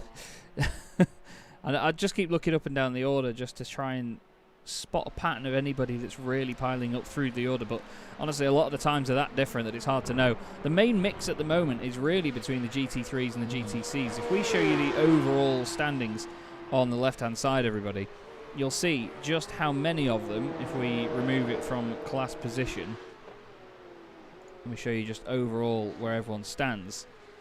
It's very, very mixed up at the moment between the GT3s and the GTCs. That maybe doesn't give too much of an idea, but still, there are a lot of them mixed in and around. In pairs, actually. Luke Tyson, Jochen Lennartz, and then Nathan Healy and Bod Boland are the ones that are amongst the GTCs. There's a few others trying to get their way through the TCR class, but we have a big, big field of Porsches out there, don't we? Quite a lot, actually, which hopefully we'll see some of these Porsche drivers enjoy it so much they move over to the Dynamics Endurance Series and maybe give Peter Mackay a bit of a run for his money. He's had it far too good in the last 2 rounds there. Yeah, it's good to see him. They do really race nicely in both an endurance and sprint scenario, which isn't necessarily what you'd actually expect from cars. It's go well for endurance racing, but they're just really having a good run of it so far as we approach the 40-minute mark. And the racing is still as close as ever, especially in the TCRs, because we've got very close racing. Ben Hicks, Yellow Stratton in the midst of it. Yeah, and the thing is as well, it's very, very difficult to have a battle around here where you can do exactly what you'd want to do on other circuits. So sometimes you would have more of a... It's hard to explain, but on other circuits you have more space to do these sorts of moves and use corners as an advantage. Here, a lot of these corners are just kinks, and they're not places where you can overtake. You can go down the inside, yes, but it's just not beneficial to anybody. You're better off just following and then basically trying it down the Dottinger herd. Now, Luke Tice has been off. Hello. Could hear another car coming through. Brian Spikerman went off track as well. Oh, Luke's gone in a little bit too hot there. Slams on the brakes, slides it around. Oh, I was just going to say, I thought he got away with that. But no, didn't quite get away with hitting the rear end on that wall. We're 41 minutes into this race. And we're on sunrise, by the way. It's not sunset here, so we will not finish this race in the dark.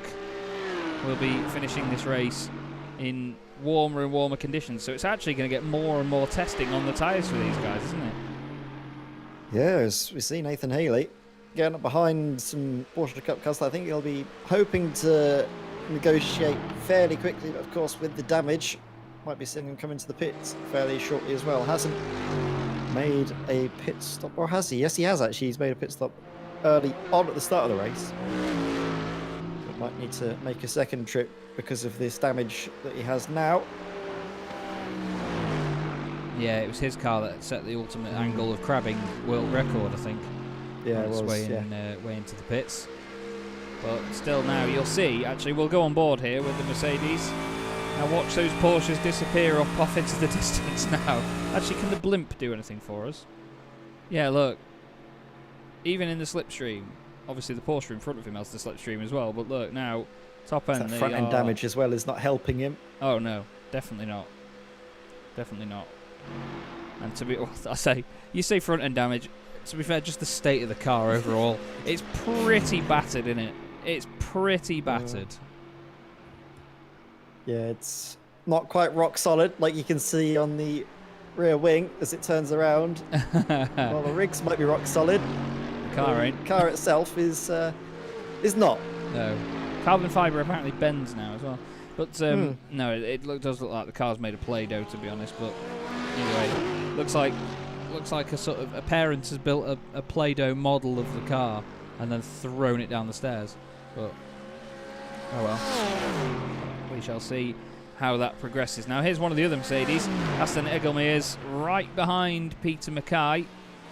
Bright pink machine filling the mirrors of the Scotsman's Fricadelli Racing Porsche.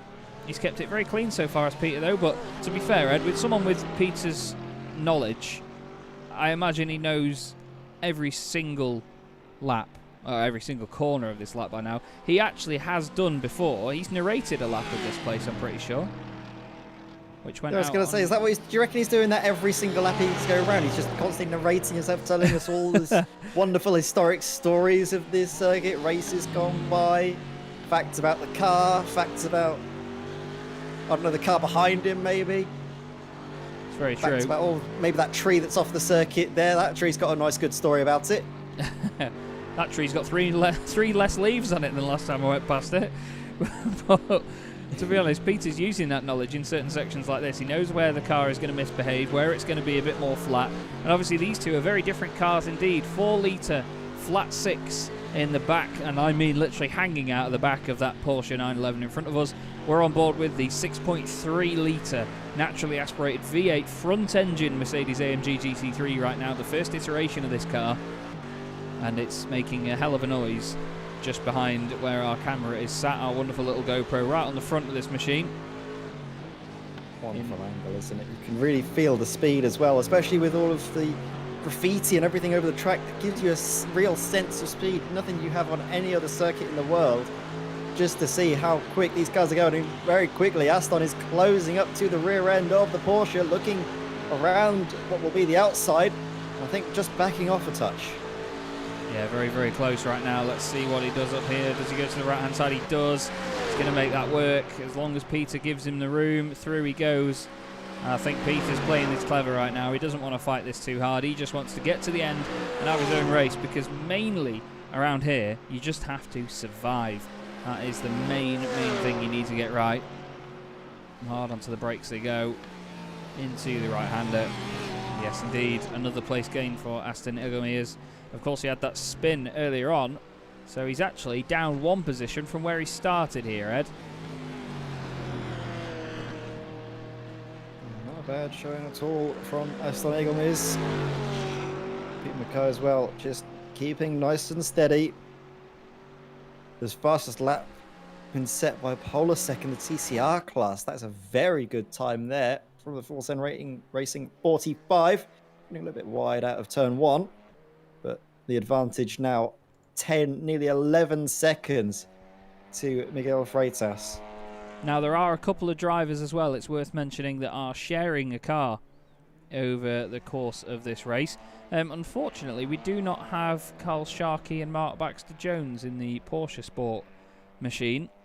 They were going to be racing in Porsche Club GB, actually. They were going to be representing Porsche Club of Great Britain. João Monteiro is driving alongside Silvino Rodriguez in the Play Team car. And we also have Samuel Jordan joining Kenneth Serquini, who is currently second in the JMT racing machine. Silas Kragvrolic is teamed up with Alex Jonsson, boss man at Alcantech.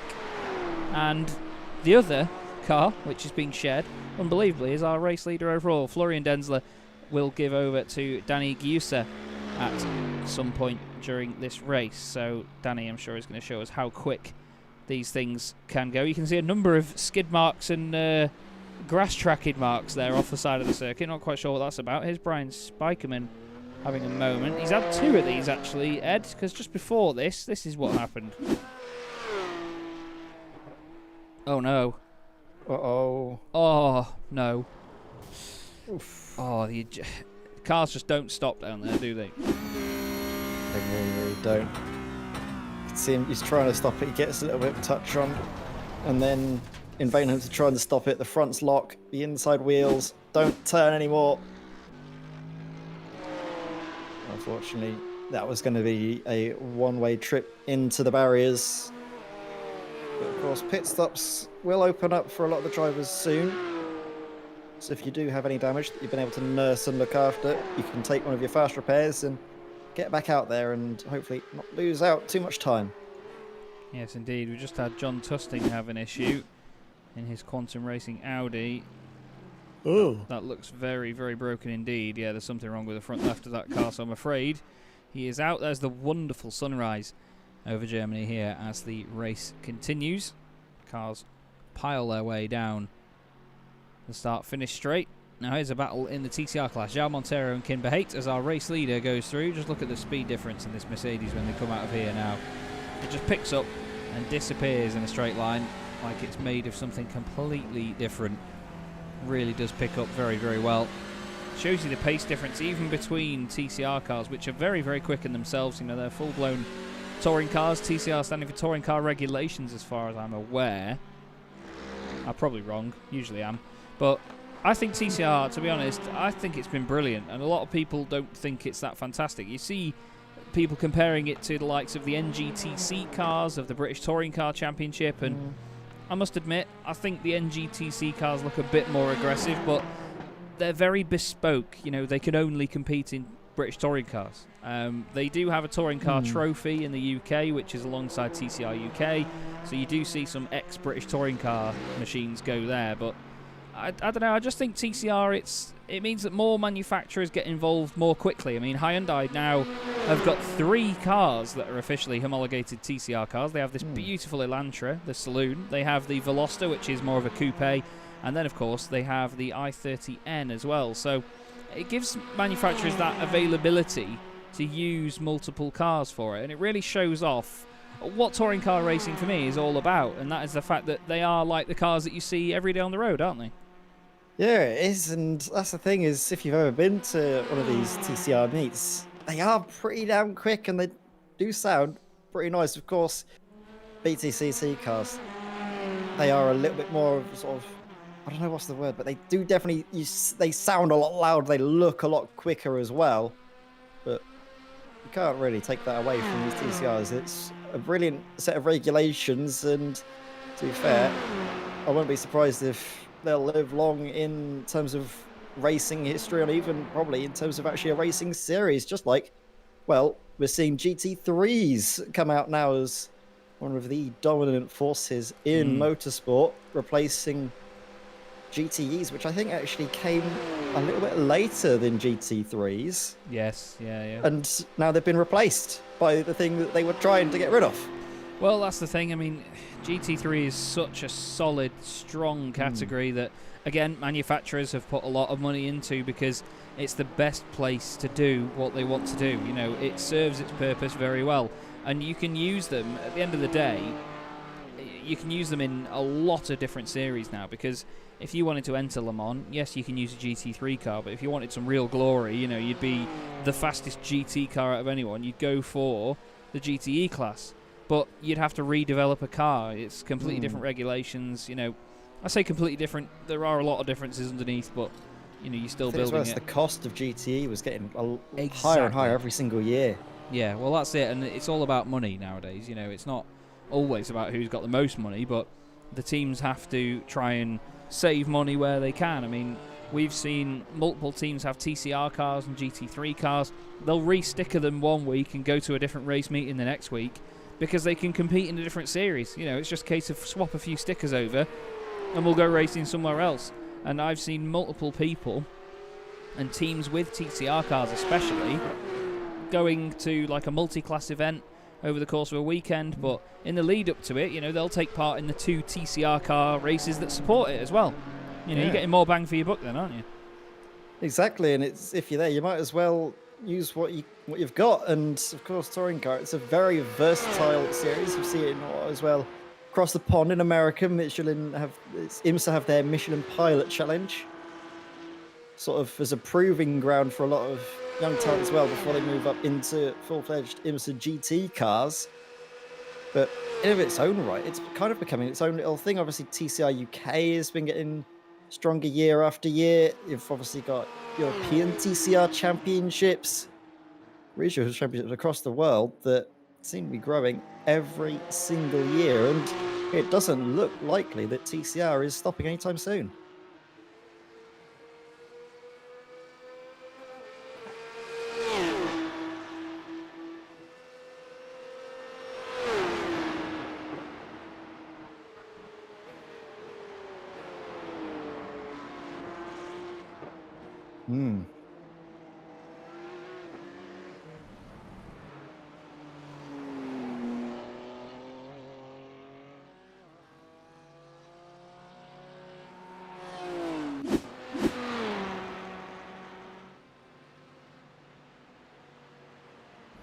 Oh.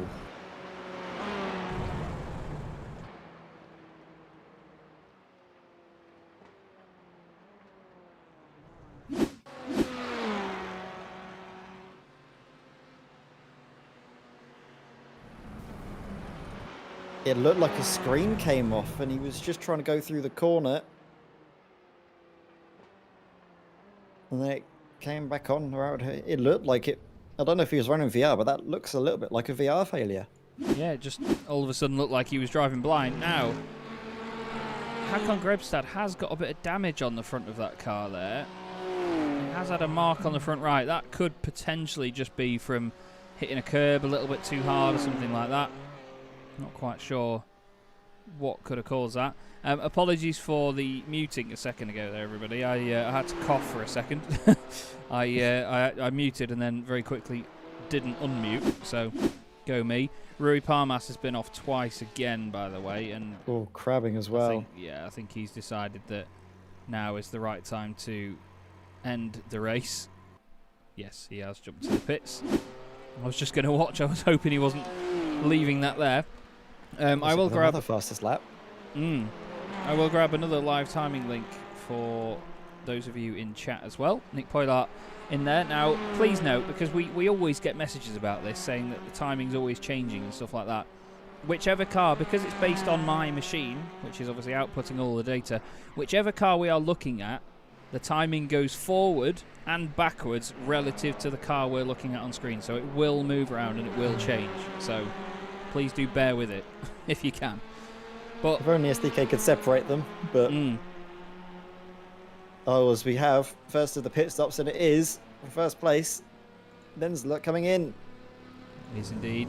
Now I'm intrigued to see whether he will change drivers yet, because we're not quite at the halfway point. Halfway will be about, what, 1 hour, 12 and a half minutes, if I'm not mistaken, but he is changing. Danny Giusa gets behind the wheel of the Haupt Racing Team Mercedes. Hakon Grebstad goes through in the BMW. And a number of the others are all coming in as well. So, wondering what Hakon's been able to do in that BMW that the others haven't. Either that or he's just choosing to go for under the lap, or he just has managed to somehow, somewhere, save fuel in this machine. Could also be down to the car as well, of course. You've got those big hulking V8s. Do like to use the fuel that they have available to them, whereas the BMW, I think, is slightly kinder with the fuel. As we say that, though, Seb Herber in his BMW proves me wrong. Yep. Comes into the pits. And Verhofstadt. Everyone's been coming into the pits. Yeah, everybody else except for same as Peter Mackay. I think, however, I mean, this could be the way to win the race. Maybe not win the race, but definitely secure second place. Is just extend the stint, have a shorter pit stop, because if you can extend it by 1 lap, that's 8 or so minutes of fuel that you've saved.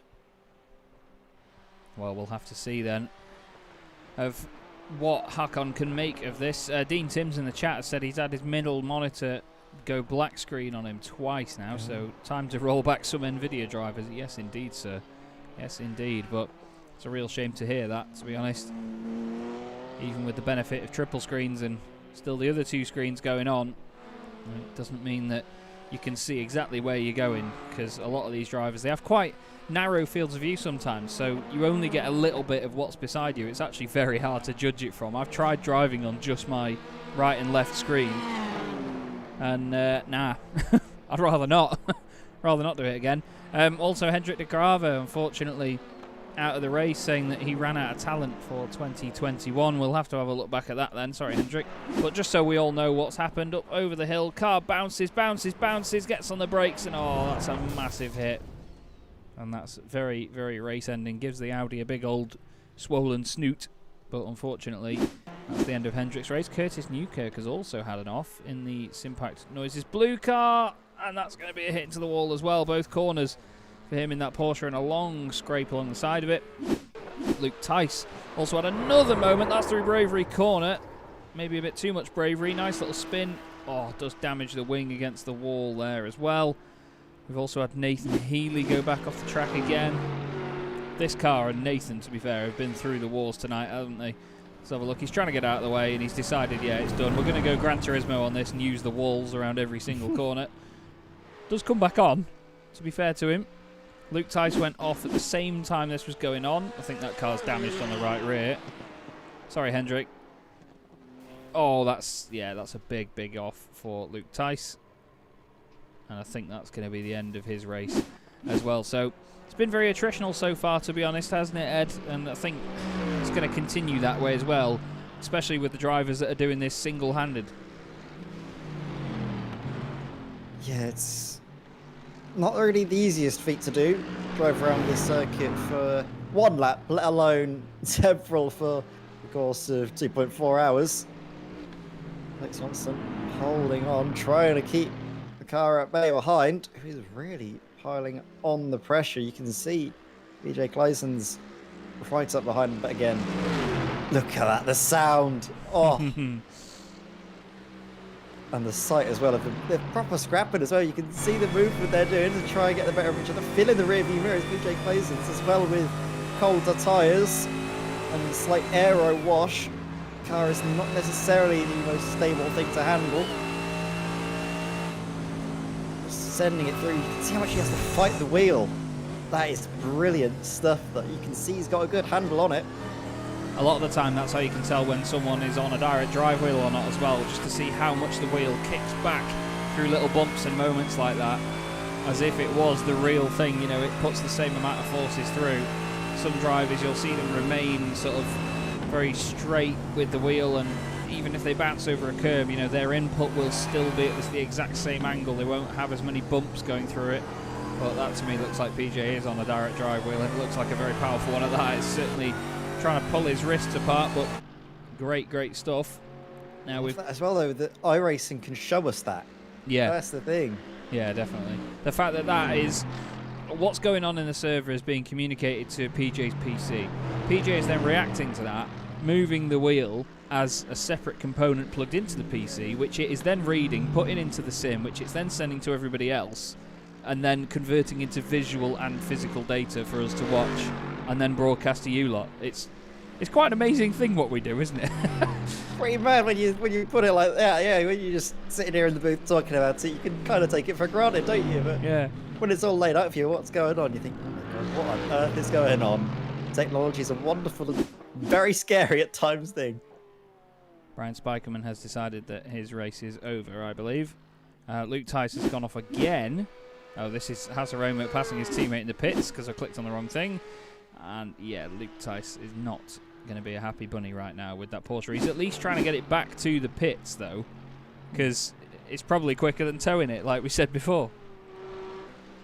Let's see now, though, if we can go aboard right at the front end of PJ Clyson's, like we saw earlier on. Look at this, getting a bit of a snap at the exit, but then, even though he's got the worst exit, he's going to get the tow. You're going to see him slowly but surely reel in that Alcantech car up the road. Just going to stay with this. See what comes about. And listen to that, a bit of fuel saving there. May not be much, but it's a bit.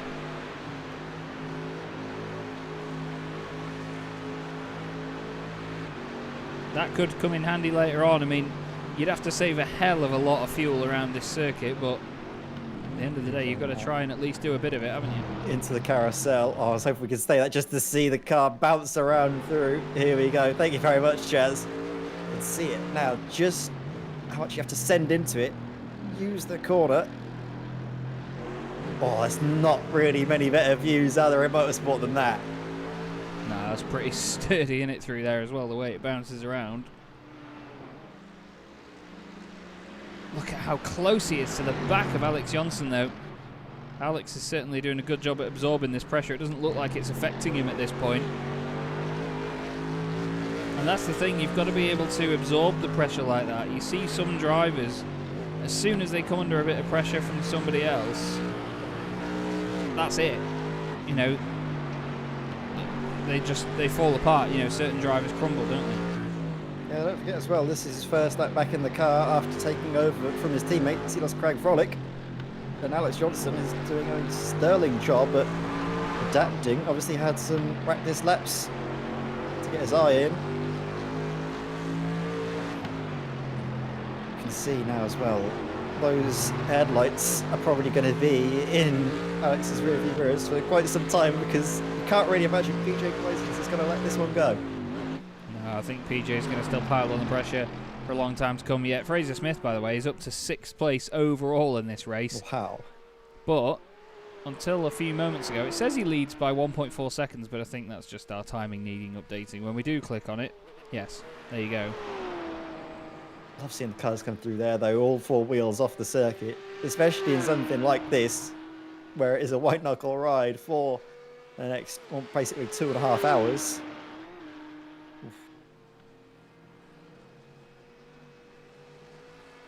They do certainly move around a lot, don't they? We covered Porsche Cup cars recently, and it was amazing to us the way that these cars do show you so much body language. The way that they go so sort of soft into corners and so bouncy. I really, really do enjoy watching these things. It's one of my favourite cars to watch even in the real world as well, just because you get so much visual feedback from it. It's awesome to see. You get the four-wheel slides as well coming out of corners sometimes when you're properly on the limit. And then there's the speed in a straight line as well. And also when you go on the brakes, you see it on a few cars, but you really see it in the Porsche where the front pitches down and the nose comes in, looks really aggressive going into the corners. So Queenie then flying down the Dottingher. And then we have Martin van Ruvik, who's been doing a really good job. I absolutely butchered your name there. I'm sorry, Martin. But he's been doing a great job at coming back through the order, hasn't he, right now? He's been climbing and with his teammate, not helping each other out. Look at him. Weaving one way, weaving the next. Which way will Martin go? Now down around the outside. But this is leaving each other plenty of space now. Might have seen other incidents earlier on and decided to be a little bit more smart, a little bit more coy with how they're battling. And for the moment, Jonas Holm holds on to third place, but he's got a very good exit as Martin now down into turn one. We could see. No, we aren't going to go into turn one. We're going to go into the pits. We've got a while to wait before turn one now. Side by side, they go actually into the pit lane as well. We can see that they pulled over side by side. Look at that. Oh, lovely stuff. The pit crews now. Off we go. There you go. And now, it's ruined by driving through the other cars.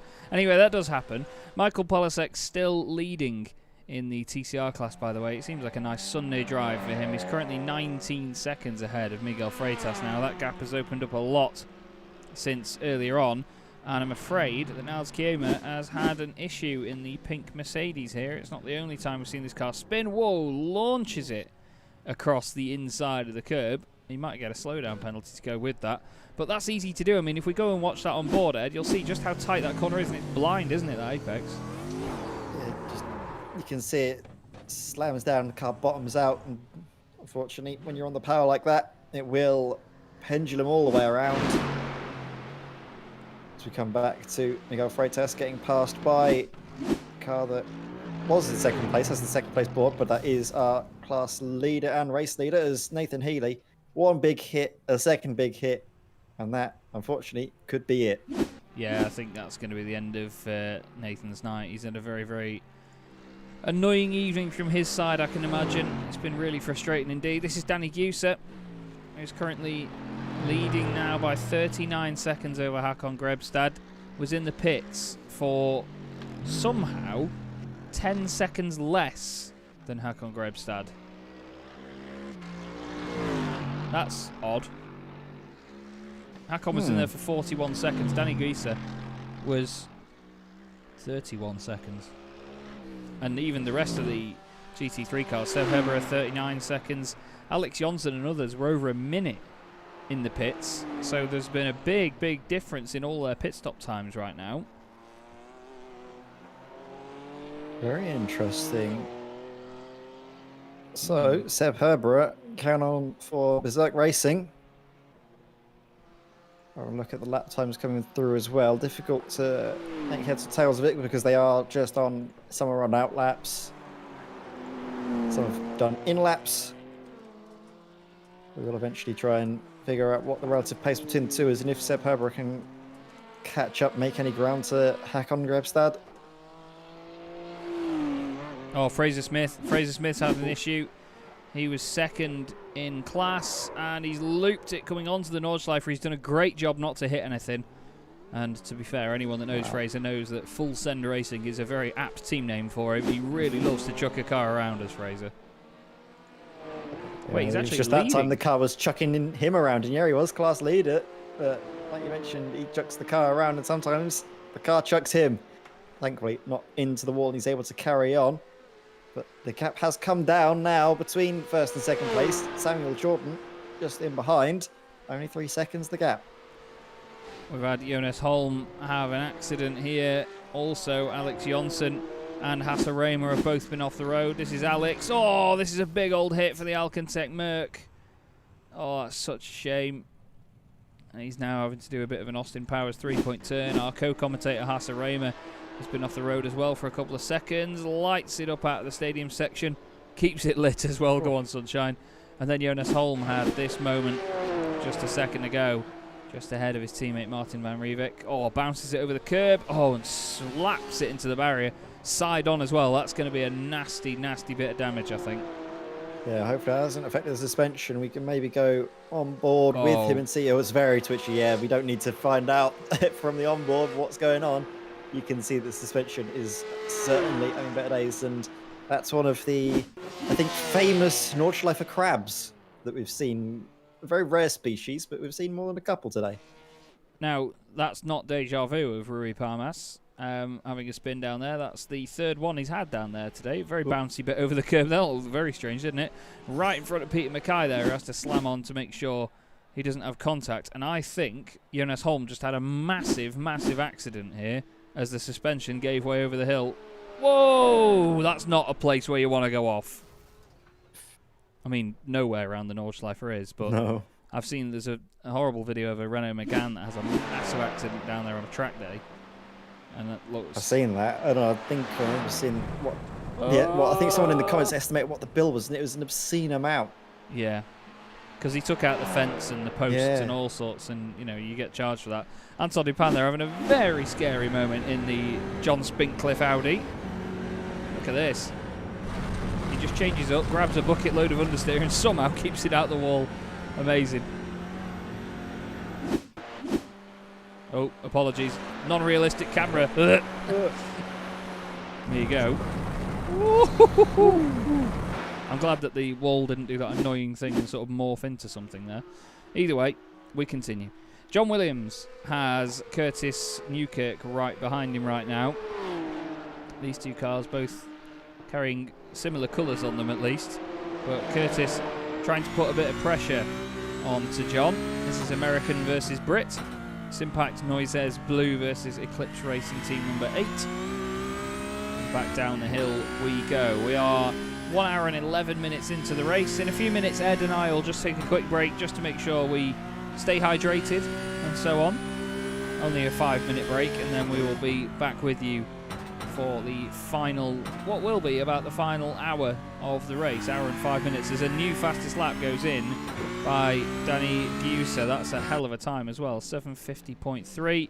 Very, very quick indeed, Ed. Yeah, excellent stuff from Danny Giusa, who is much like the teammate he took over, really at home at this Nordschleife circuit. Just going through the GP section now into the Mercedes arena in his very own bit of AMG power. Driving out of the corner, especially that first sector when you go through that left-hander, then you have to stay on that side of the track and then swing it through that right.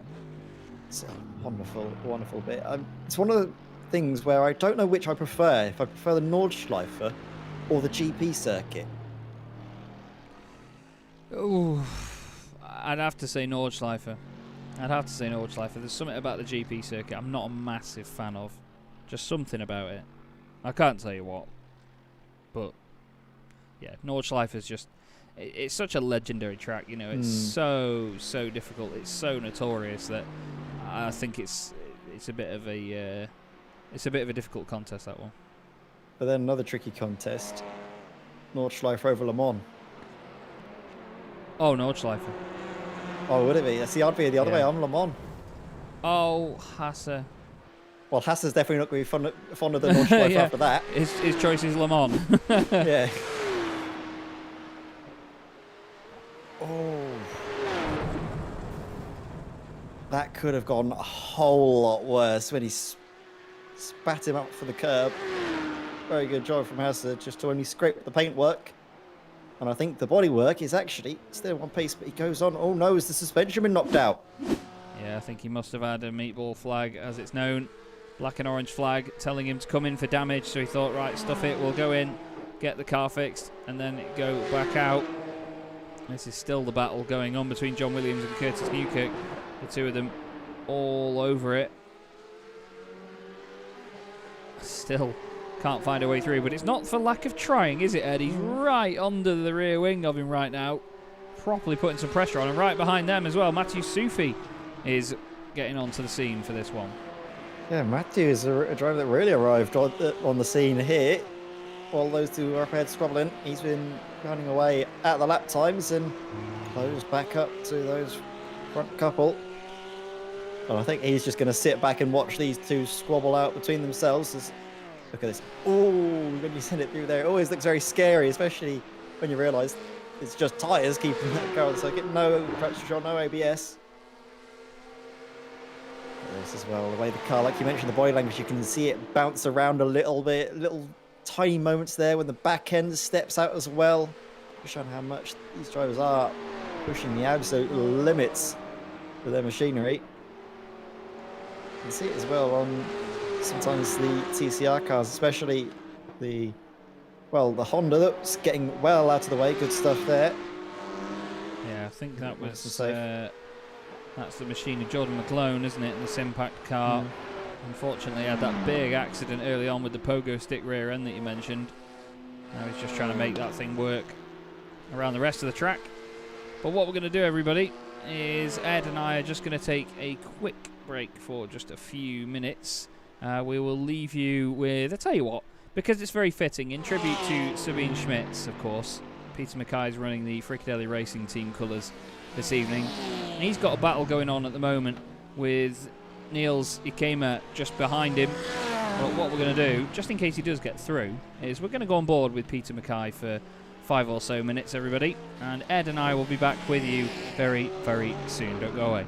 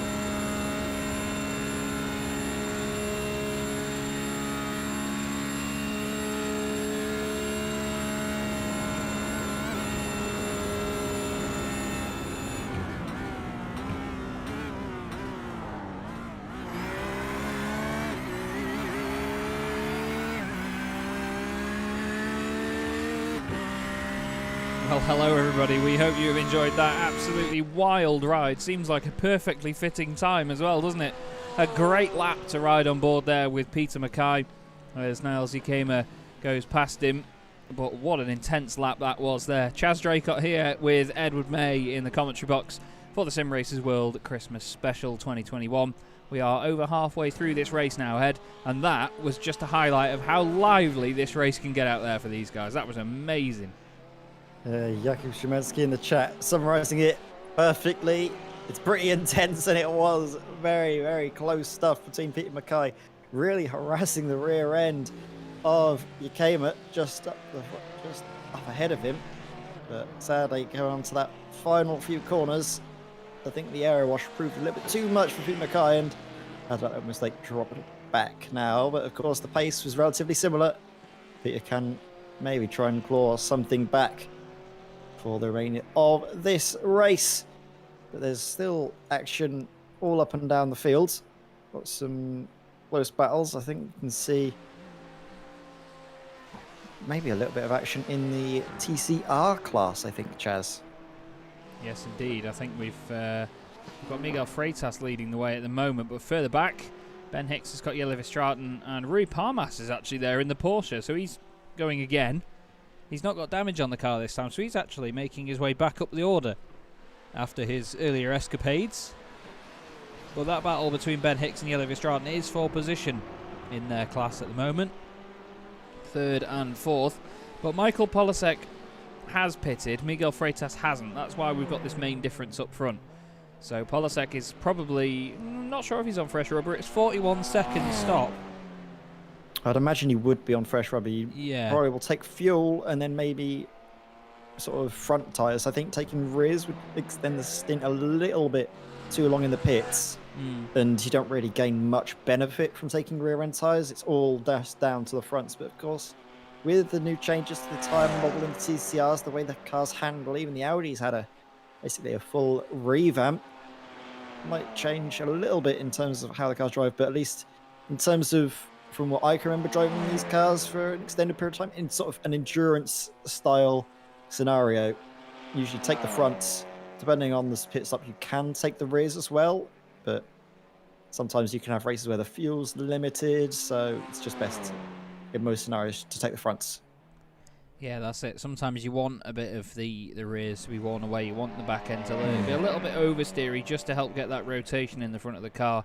Sometimes you'll hear people not putting the rear tyres back on, or at least not getting new rears, because it gives them a lot of understeer, because suddenly the car's got a lot of grip at the back end.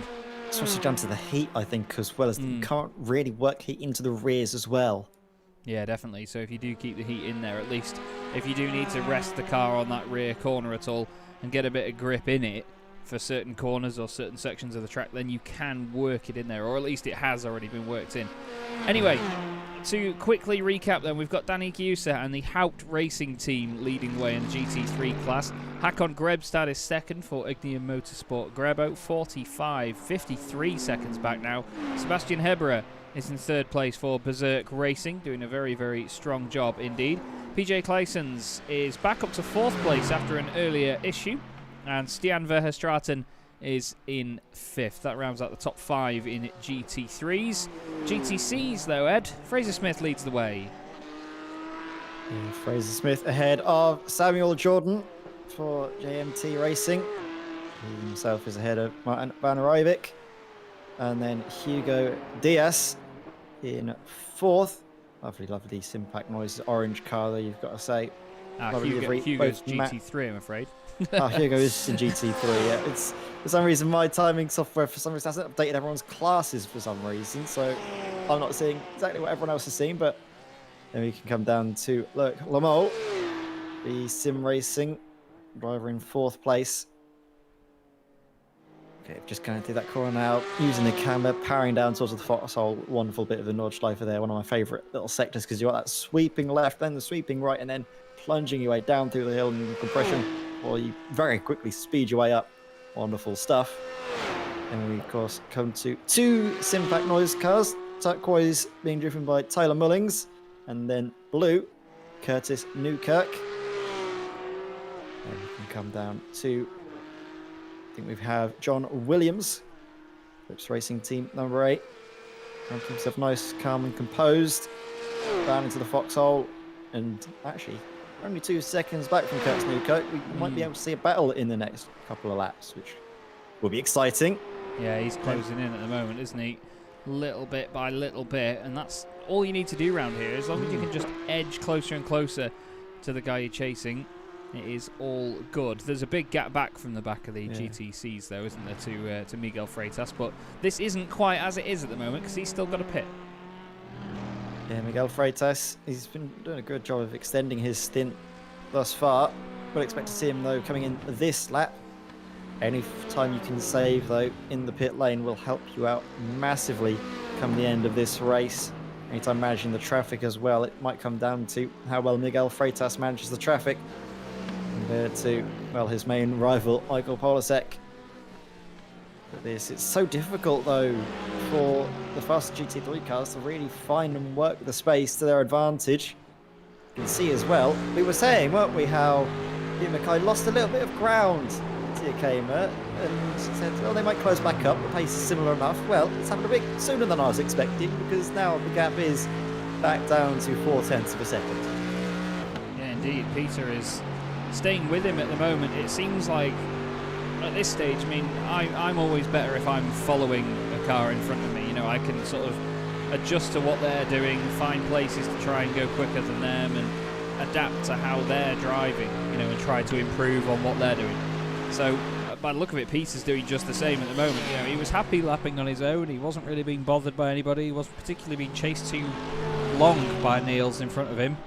But right now, he's happy to be sat behind that Mercedes, putting in some solid laps, and he's pushing hard. It'll be great for Peter as well, because, you know, he loves his racing. I mean, that goes without saying, but it's the fact that you still at least get to race somebody in the same class around here, which at the moment is quite rare for these guys in this class, because there's at least 10-15 seconds between every GT3 car, except these pair as they go on to the Dottinger once again. Yeah, following Peter Mackay from the lovely limp cam way up in the air. Less than an hour left now, by the way.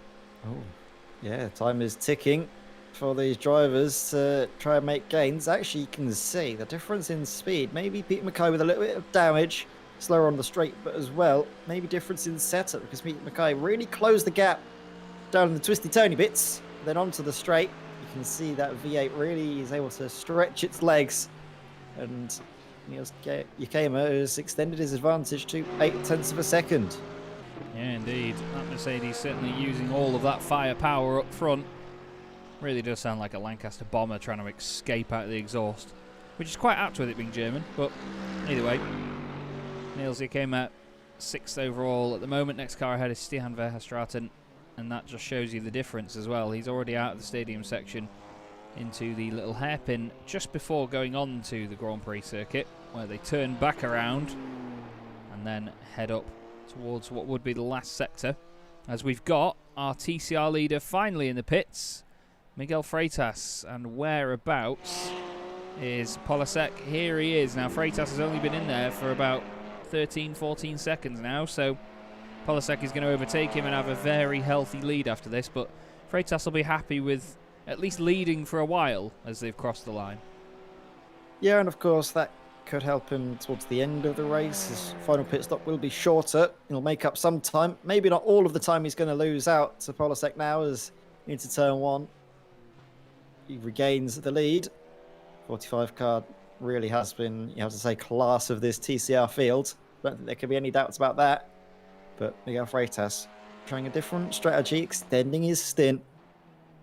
What will that have in terms of an effect on the battle towards the end of the race? Now, Fraser Smith still leads the GTC field at the moment, just behind Polasek on the road. We've got some more TCRs in, of course. Ben Hicks in there. There's a lot of smoke coming from the front of that car. It's like he's spun the front left up. Huh. He's still got it in gear, I think. I've not seen that before, though. Oh, there you go. He's heard me. It was like he still had that in gear. I've never seen that, you know. I must admit as well, Jelly Verstraeten's car, well, it is just a solid black Elantra, which we can't get a good look at by the look of it. That does look mean as hell like that in the sort of matte black with just black wheels, doesn't it? You can see they were up on the jacks, taking tyres. They come back down. So obviously the tyres take less time, apologies, than the fuel. Oliver Stratton gets back underway, as does Ben Hicks. Battle on pit exit being won by Ignium Motorsport for the moment. But where is Anton Dupin in the John Spintcliffe Audi? Oh, apologies. Now, my iRacing has I think just that's crashed. Anton Dupin actually just coming through. Oh, Chaz's iRacing has just crashed. I can at least talk through all of the action, and actually Anton Dupin gets ahead of Yellow Stratton.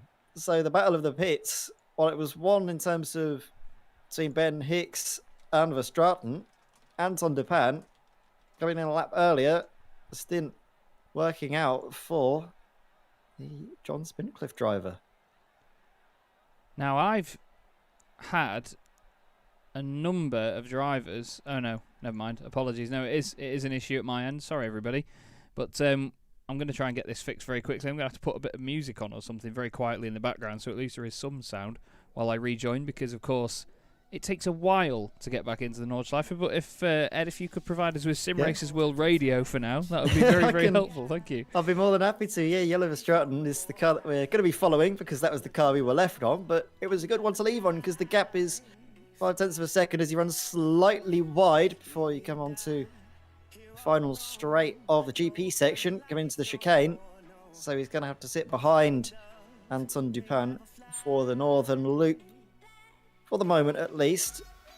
But of course, Yellow Stratton will have slightly newer tyres compared to Anton Dupin, around about 8 or so minutes newer. Which, I mean, in these TCR cars, you need to have the tyres at their very best, which will last for around about the first 15 or so minutes, depending on how hard you race them. And then there is a noticeable drop-off. Even in a sprint race, you can really feel the tyres start to go. Then it comes to a sort of plateau where the car sort of stabilizes in terms of performance, and you can sort of try and tweak the brake bias a little bit, maybe bring it further back to induce that little bit of extra turn in to the corners. For the moment, Yellow Stratton is going to have the better kit available to him, fresher boots. It's going up now towards a very, very fast-flowing section of the circuit. Up the hill, through fluke flats they go. Yellow Stratton definitely on a mission. You can see him closing the gap down to Anton Dupin, but not really able to find a way through because the corners don't open up for him. Now I'm cagey fight though, as we're still waiting, I think, for Chaz to find his way into iRacing. Yeah, just a very quick verbal update that we are getting things going. Is Silas still driving? As far as I remember, Kevin, I don't think he is. I'm afraid. He didn't have any teammates to crash into, so he drove into the wall instead. Maybe he thought there was a teammate hiding there watching him. Yeah, the marshal's right. post. Off you go. But yeah, apologies for this issue, everybody. I'm getting it sorted. The sim is currently 75% loaded in, but that could be 30 seconds or half an hour knowing the Nordschleife. So I'll be back. Has to do it as well on the circuit, which is the longest time it takes to load in. Mm-hmm.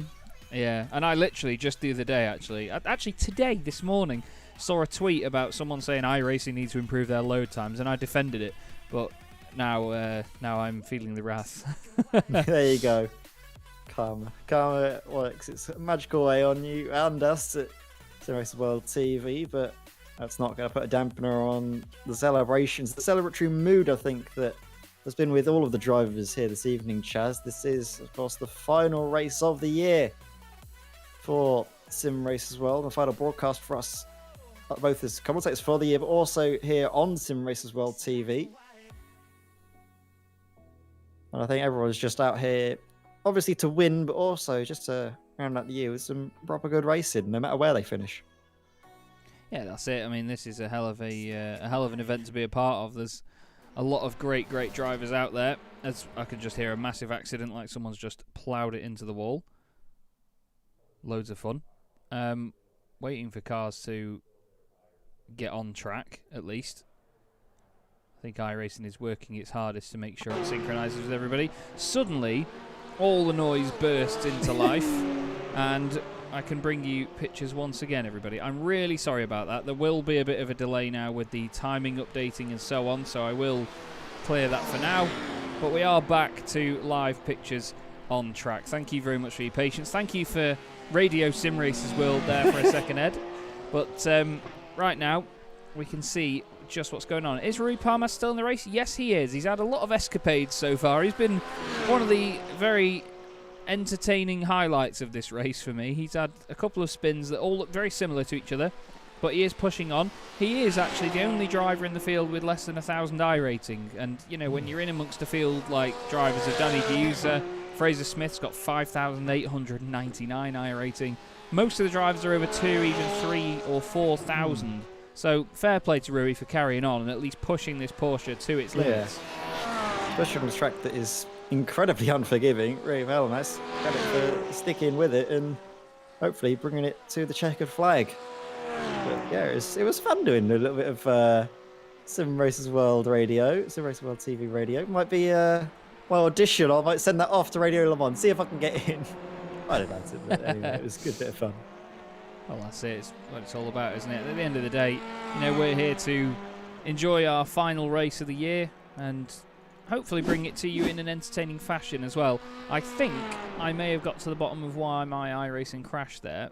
Oh, no, the Tame Iberian's been untamed for a second. Oh, the pops and bangs on the downshift there. Very, very apt for this Hyundai. But Miguel Freitas just having a bit of a moment. Jochen Lennart's has just had a minute. Oh, he's clipped the wall. That's a massive hit. That turned from nothing into a massive accident very, very suddenly, didn't it? Ouch, is all I can say. Huge, huge moment. Front end ripped off of the BMW. I know, Chaz, you're about to say it's an improvement. I'm sure. I was. Massive improvement to the front of that car. However, I really do feel for Jochen in that one because that's a massive, it's a very sudden hit as well. It's almost like I knew what you were thinking, Chaz. But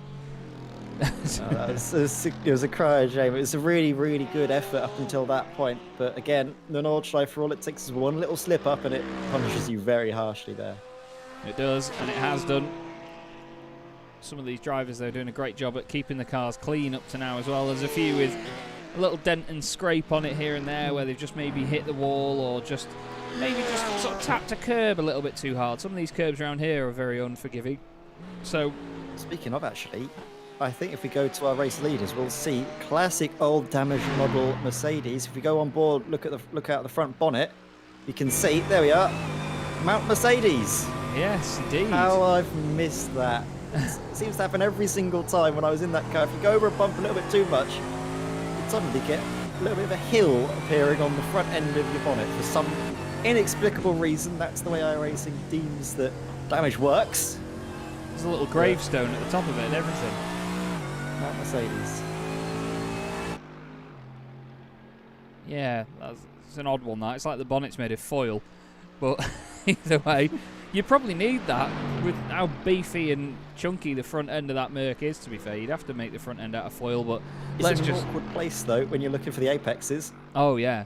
Oh, yeah, because it really is bent up because they've got that humongous vent in the middle of the bonnet on the Mercedes, so the bodywork around it really deforms quite high up. So that is not a big help at all. Miguel Freitas, meanwhile, who was second in TCR, has just had a stoppage. What is this about? Now, what is this about? Because he gets going. We just saw him a second ago, but I'm not quite sure what's going on there. That's got to be something outside world related, surely, for Miguel Freitas, because he's carrying on now as well. Very strange. Here is Anton Dupin and Jelle Verstraeten together. Still, John Spincliffe carries on here, actually, Ed, and he's had quite a relatively quiet race. Yeah, he has. It's worked out well for him. Definitely not like the inspiration that Dupin is going for. A very, very good race so far. Definitely, like you mentioned, a bit weird that he's got cars behind him that he needs to worry about, but Yeah, this is Anton de Pan. He's a very dab handy, very familiar face as well, familiar name to us here on Simracersworld TV. There's so many drivers really sticking out and rounding off the year in a place that I think all of us are very happy to consider sort of almost like a second home, isn't it, for all of our sim racing exploits, Simracersworld TV. That of course is getting a rebrand in the new year. I think in what was it again? I think mid 2022, obviously, with the announcement recently made, going to be rebranded, but still, the future is definitely could be looking bright. Yeah, definitely. I mean, there's a lot that can change and develop in motorsport, but even in the sim racing world as well. I'm just loving listening to the noises of these TCR cars. They make such a great sound. All the turbo flutters and little whistles here and there that they make just sounds brilliant, doesn't it? It is.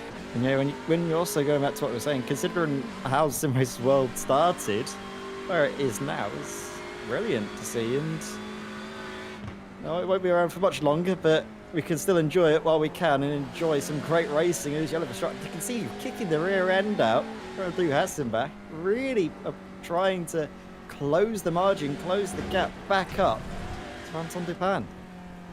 Yeah, he's pushing very hard indeed, and that's the thing with these cars, you can push them very hard. Because they are front wheel drive, you can just stamp on the throttle, but that's not always the way to do it. You've got to try and be smooth where you can and get as clean a run out of every corner as you can. We've had more cars going off, by the way. Luke Tice has had another issue. This Red Bull Mercedes. That would have been a shame, wouldn't it? A Red Bull Mercedes.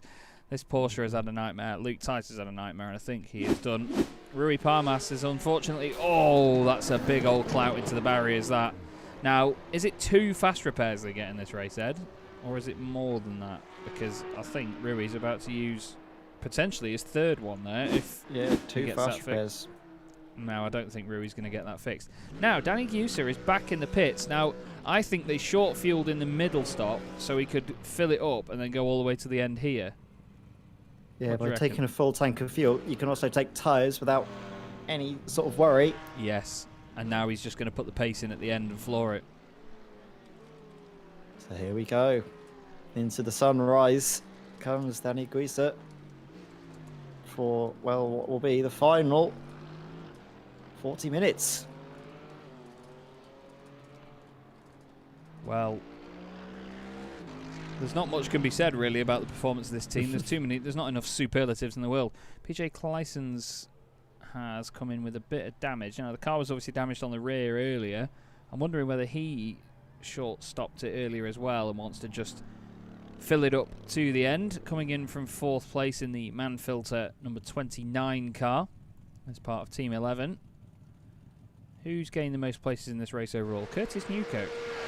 He's gained 15 spots. Now, obviously, a lot of the guys further down the order have gained more spots because of the drivers that have retired from this race, but even still, you have to be in it to win it, and Curtis Newkirk is currently our biggest mover.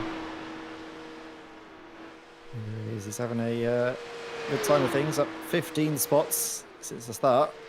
Wonderful drive from Curtis, and to be fair, all of these Simpac Moyes drivers have given us a great show. Sad though that, of course, Roma has called it a day. No longer out on the track is our good friend, but I'll be seeing him around in the future, I'm sure. Yeah, as well, so. Just looking at the gap between our other good friend Peter Mackay, gap to Miles and Kamer is around about 7 seconds. That's going to get bigger and bigger as Peter has just decided to pop to the pits. Yes, he has indeed. In comes the Fricadelli Porsche. Not too long of this race left to go now, just about 40 minutes, or less than that even. Now we're over 1 hour and 45 minutes the way through. Here's Loic Lamoy, who now has the Garage 61 livery on the car. Now, it wasn't working earlier, and I'm not quite sure why, but it seems like Trading Paints hadn't updated at the right time or other bits. And still, Loic closing in on Benjamin De Papa right now in the Green Leaf Racing yellow machine. Last time round, Loic was actually in the pits, to be fair. So he was a good 9.5 minutes on that previous lap, as opposed to Benjamin De Papa's time, which was the 8-minute 11 mark. So Loic will be catching him, and is doing as we watch, but how quickly can he get past? That's the question. Both of these, of course, fueled to the end now.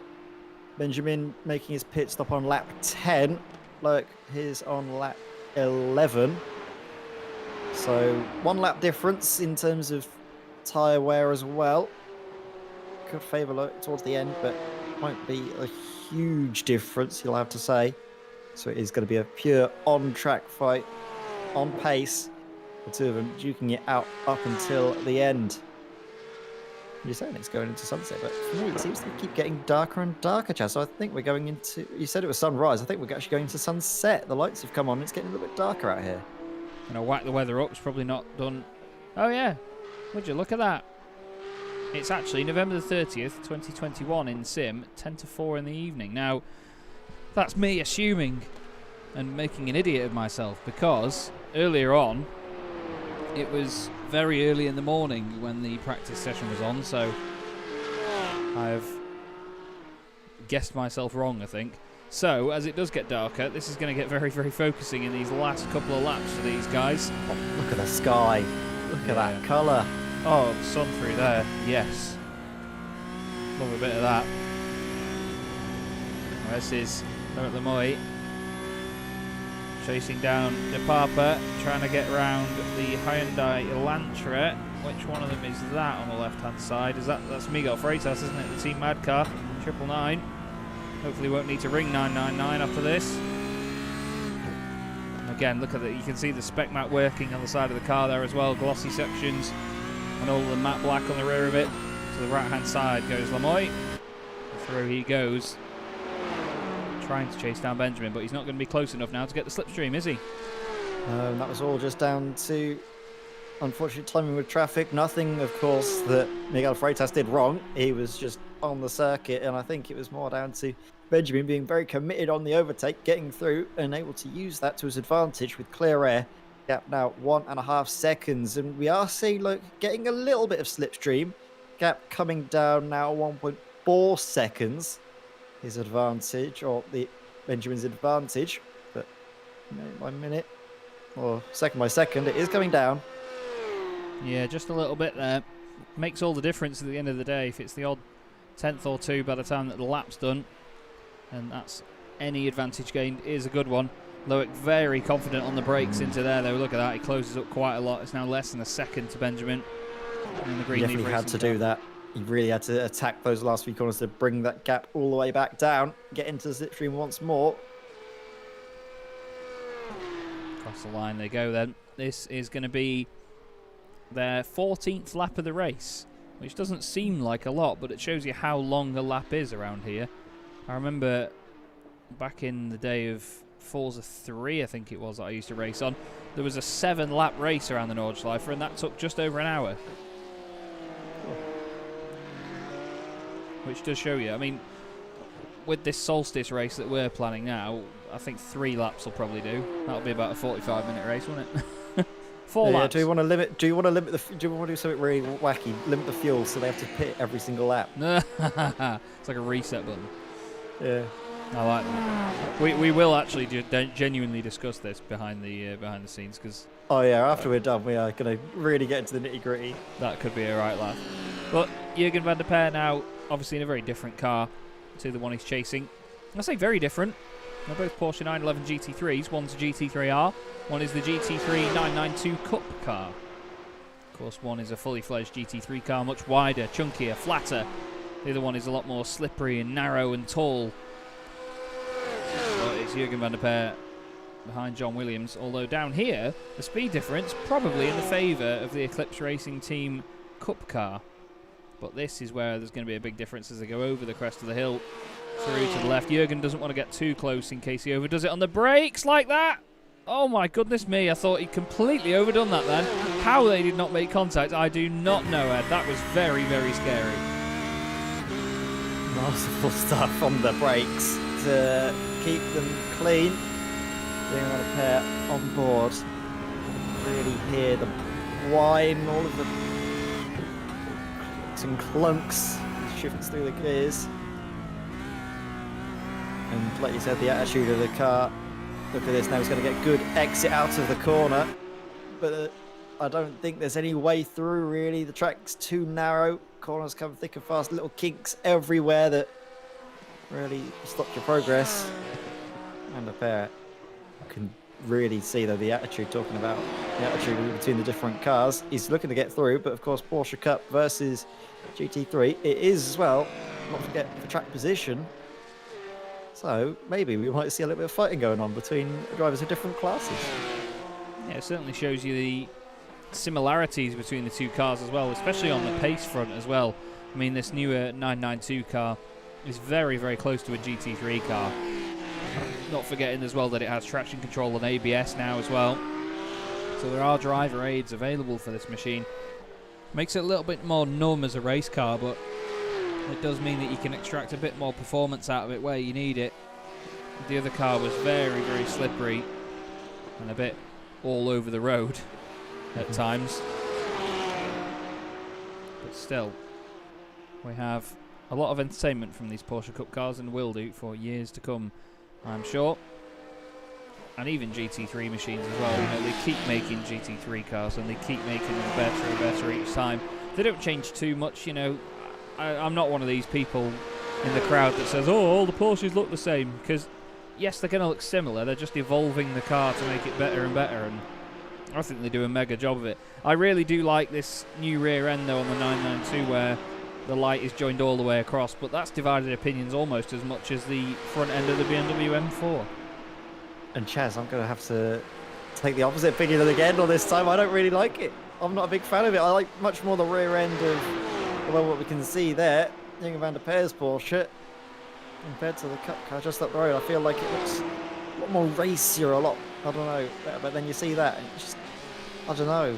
It looks a bit more frowny face, a bit more robotic, doesn't it? But yeah, Robocop. Yeah, that's it. Very RoboCop. However, you know, I think it suits in a way. I just really think it does, but you know, it's each to their own, isn't it? That between them there, by the way, is Michael Polasek in the Full Send Racing machine. He currently leads the way in TCR. We can bring the gaps back up on the left-hand side for you now as well.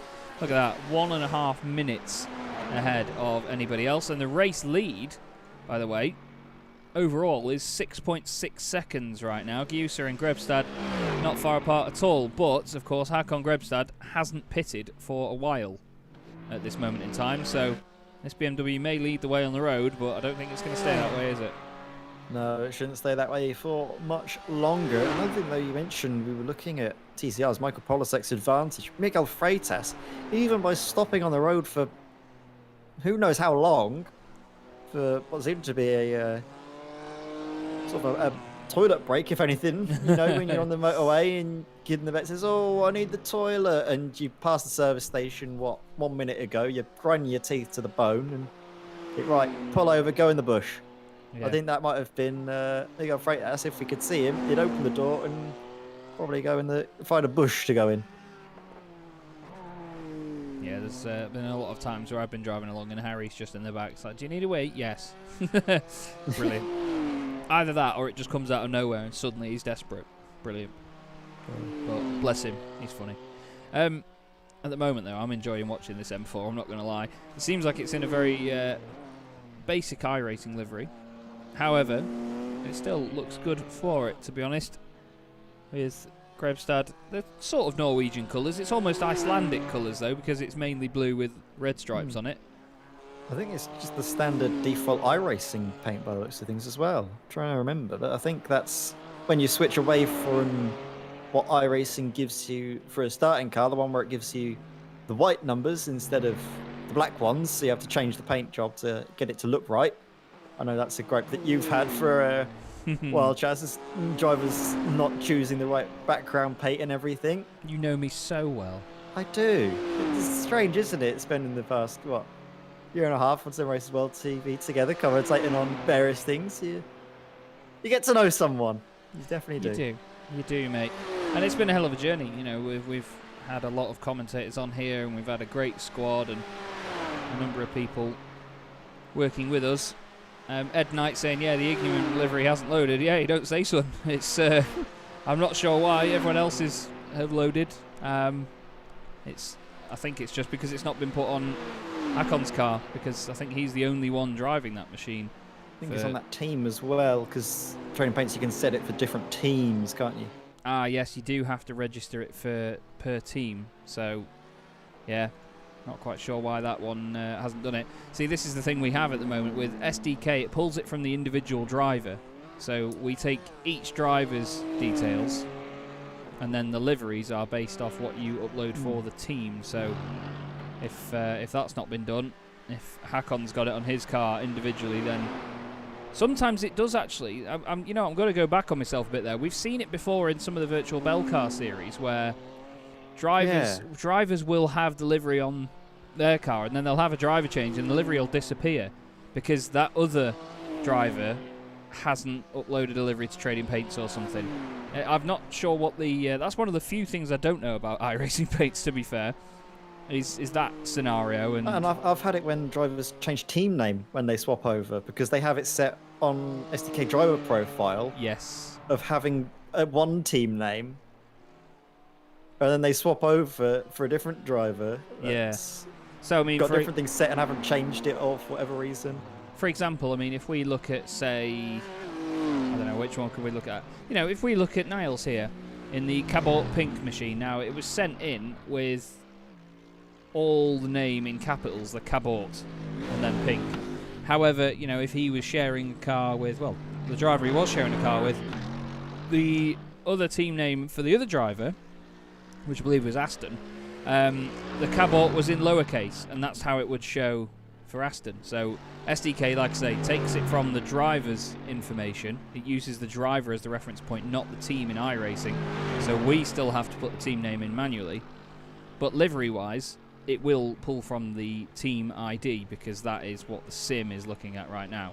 So the car is based on the team ID number rather than the individual drivers. But yeah, once again, it's one of the wonderful, complicated details of iRacing that I will try and cover at some point in the new year. Either way, I'm sorry that the livery is not there, but either way, Hakon still leads the way, and he is hacking on for sure. Danny Gusa, though, 4 seconds back. There he is. Bridge to Gantry, complete for him once more. They are on their 15th lap of the race, and we're just about to hit the hour mark in a few seconds' time, Ed. Only 25 minutes left to go with this race, not forgetting the sort of 10 minutes that we'll have afterwards, waiting for the last cars to cross the line. Yeah, so we expect, I think, Hakon as well to come into the pits this time by. Came in on lap 8. And I think as we come up to the 2-hour mark, that's, I think, what we'll expect to happen. But, well, again, keeping the gap down to Benjamin up the road, but not really able to close down and overtake just yet. No, not yet. And he is certainly staying in and about. And just as we've looked away from Niles Gamer, he's had an off. Now, this is where the car went around earlier on in the race. There's a bump there, and he's lit it up. Oh, you did really well not to hit that wall, Sunshine. Fair play. Really, really good job not to do that. But what that's going to do is undo the work done by his teammate earlier, because look who goes through. Peter Mackay in the Fricadelli Racing Porsche. The highest placed Porsche in the field still is Peter Mackay. Second is Fraser Smith in the full center racing machine, which has now loaded, of course. I don't think Fraser had a livery for the first minute or so of the race, but still looking very good. What we're seeing, though, from Peter Mackay is exactly how you drive the Nordschleife. Nice and stable, nice and steady. I don't think he's hardly ever put a foot wrong all race. No, he's not. Just very Fricadelli-esque, isn't it? Yeah, very Fricadelli. Definitely living up to the livery. Is our good friend Peter Mackay, and now has 24 minutes left of this 2.4-hour race to go as he comes down now. Look at that awful whiz off the ground, plunging back down. Love it through there. One of the best shots when you see the car coming towards you. And you think, oh, he's going to have a moment, but then the car loads up brilliantly going through. And then, of course, the Velhoff S's sweeping the way through. Another lovely camera shot where you see the cars coming towards you, headlights shining into the sunset. Comes Peter Mackay. And now with a healthy advantage, 9 seconds to Fraser Smith. and also Niels Ikema, who lost out. I thought for a minute he only lost out on one place, but no, Niels has lost out on 2 places. Yeah, indeed. Another one benefiting overall is Fraser Smith. 10 places gained in the race. 12 places gained for Samuel Jordan, who has, of course, taken over to be the second driver in the JMT racing car. Martin van Riebeek is up to 3rd place in class. Now, that is a really, really strong drive, considering that Martin got taken out in the stadium section, the very 4th corner of the race for him. That's a really strong recovery. Yes, he's a minute off the race leader, but the pace that we've seen from Fraser at the front of the pack has been very, very impressive. So, well done to Martin, because he's kept his nose clean up to this point. He's overtaken all of his teammates and cracked on since then. There's been a change, by the way, here. Obviously overall position, but not class position between those two. They swap around once again. And I think, to be honest, Fraser doesn't really want to fight the Mercedes. He's probably happy to just follow him for the next couple of corners whenever he can. Yeah, definitely. Get a nice little bit of slipstream assistance into turn 1. I mean, he could really go for a move because of the straight line speed differential between the 2 cars, but you wouldn't expect him to do that. You can, in fact, probably almost hear him. No, I thought you could hear him lifting off, but no. But opts to go around the outside, doesn't want to upset the rhythm for Niels Ikema. Going through. Hakon has carried on, not come into the pits yet. Yeah, he's still going in this BMW. I'm wondering whether he's still going to need a splash and dash, but Ooh, that was that was so close to the grass.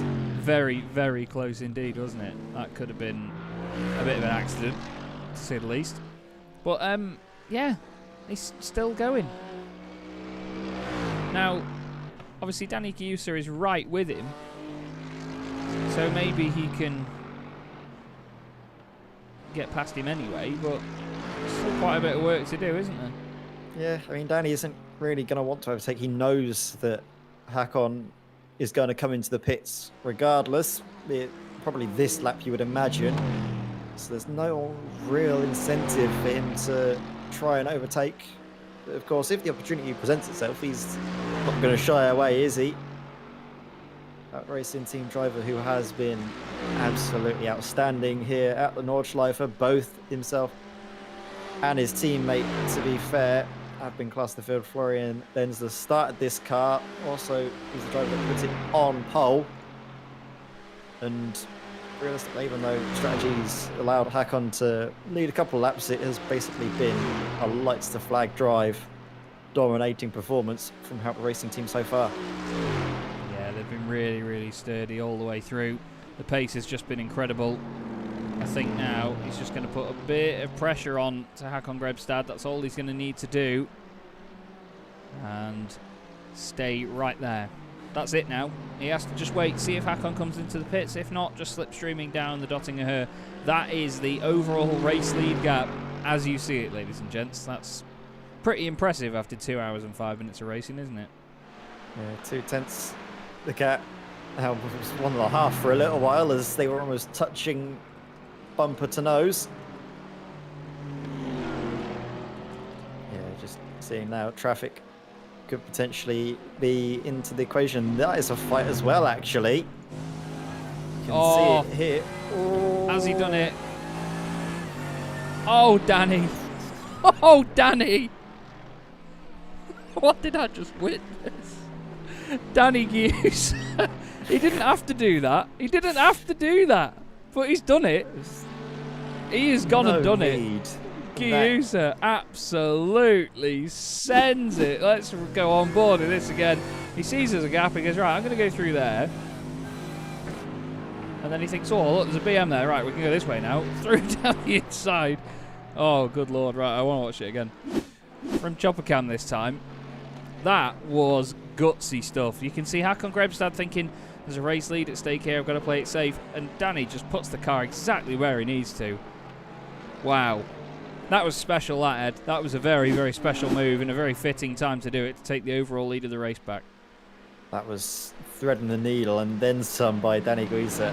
What a move to take back the lead of the race. A move that he didn't have to make. We know that, and I think he knows that Hakon Grebstad has to come into the pits deserve his final stop of the race. But Danny wasn't mucking about, was he? Negotiate the traffic brilliantly, which just shows he doesn't have just pure pace.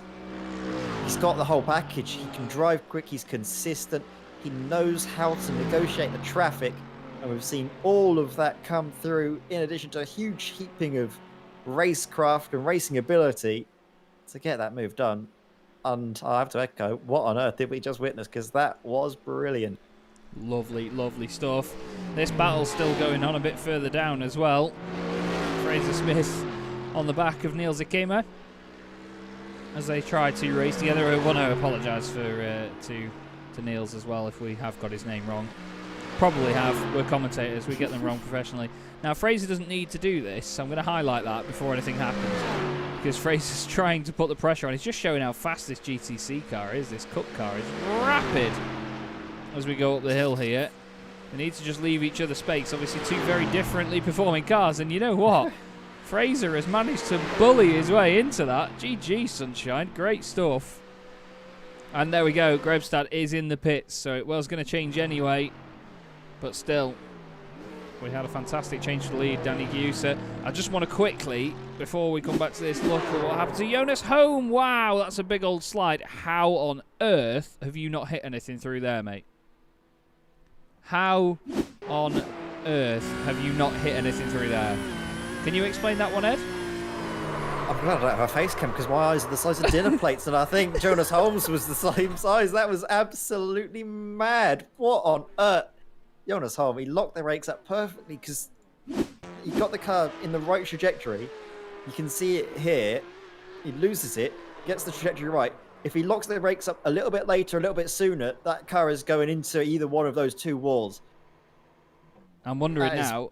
Amazing. Sorry, mate. I was wondering whether he got close to anybody coming through, but can't hear any other cars around, so he's got away with that good and proper there. That was a very hairy moment for Jonas Holm.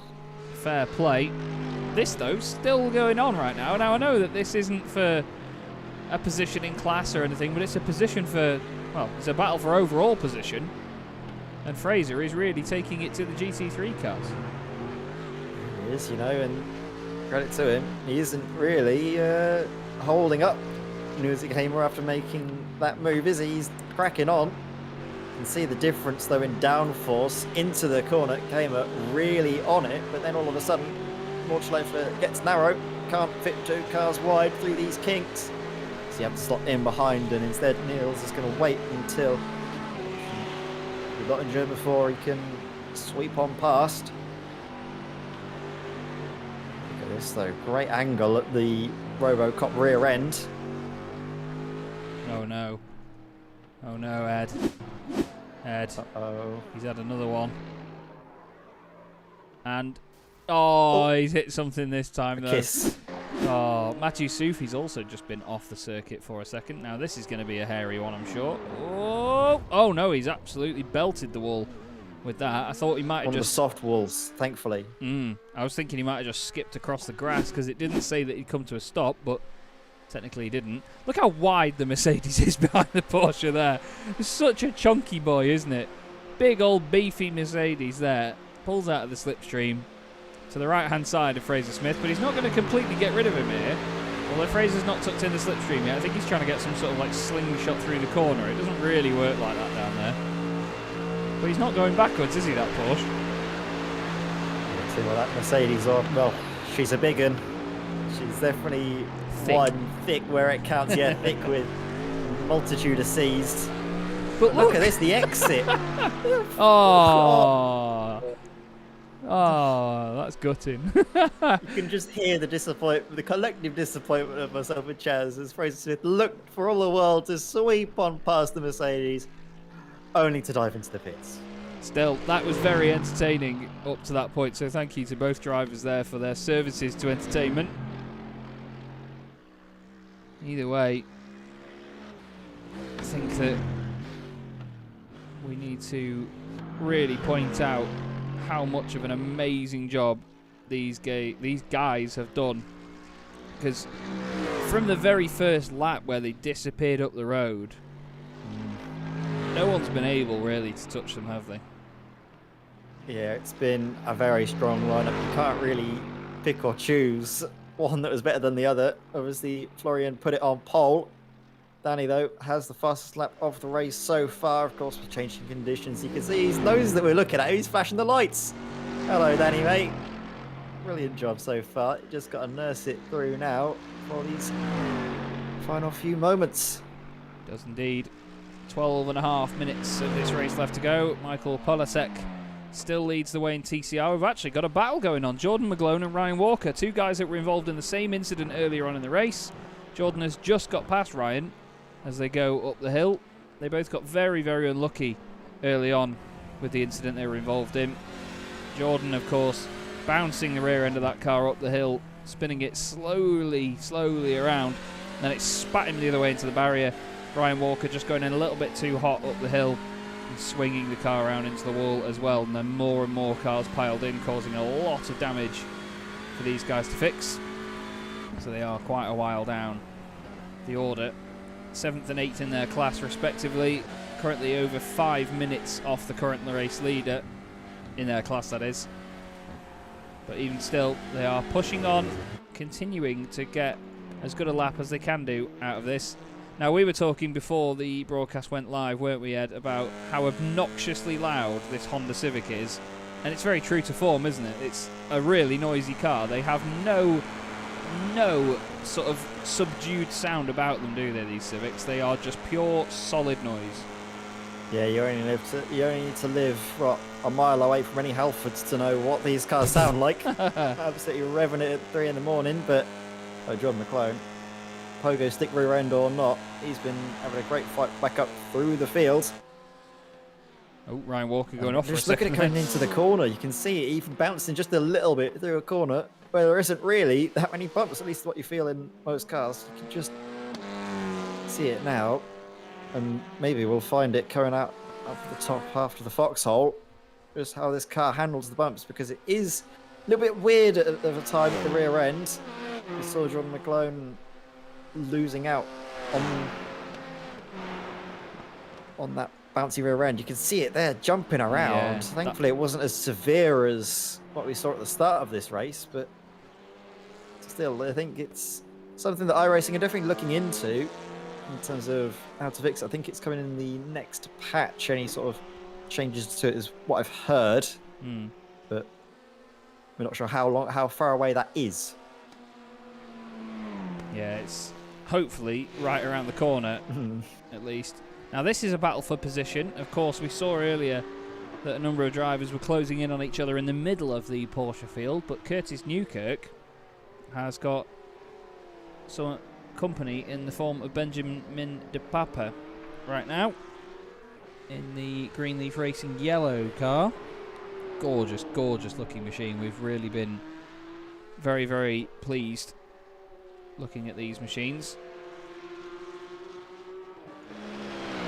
Now here is Danny Giusa. Been told that the gap is close, but I think sometimes the timing does. Yeah, I had a look when that message was sent, and it was saying about 3 seconds, and then all of a sudden it's SDK. Yeah, sometimes it's because it's all done relatively off certain cars that you look at. I think if I go back to Polasek now, yeah, look, there you go. It's gone to 3.4. I think actually, when is Greaser going to come up to the line? Are we going to get 1 or 2 more laps out of this? I think we might get a couple more laps. Yep, we do. We'll have this and 1 more. Yes, indeed. Now, yeah, Harley mentioned in there the car probably wasn't loaded properly, but to be oh no, Bob Boland. Bob Boland has had an off down the hill. And he's reversed it out of the way. What has happened there? Because the bonnet has gone, but not the front bumper. Silvino Rodriguez has apparently been off the road, but for some reason isn't showing up. Ah, no. Oh, no, that's big contact again. That's why the bonnet's gone. I was going to say, has it been upside down? That was the 41 of Martin van Riebeek as well that was involved in that. Oh, Martin goes to turn in. I don't think he was expecting Bod to be there. And then that tap on the wall flips it over very, very slowly. And Bod's in the pits. absolutely devastating stuff for Bob Boland, because he started off so promisingly in this race, didn't he? Although, actually, wasn't it him that crashed out of second place No, the first lap? It was him, yeah, but he had a great start because into the first corner, he was properly scrapping for it, sending it down the inside, getting up in second place, and then, yeah, like you mentioned, just getting caught up in an incident, or having an incident himself, and then, yeah, that was really a downward spiral from that's culminated with him ending up on his roof. We've had Jürgen van der... Nevertheless, we have this great fight as... Sorry, Chaz. Oh.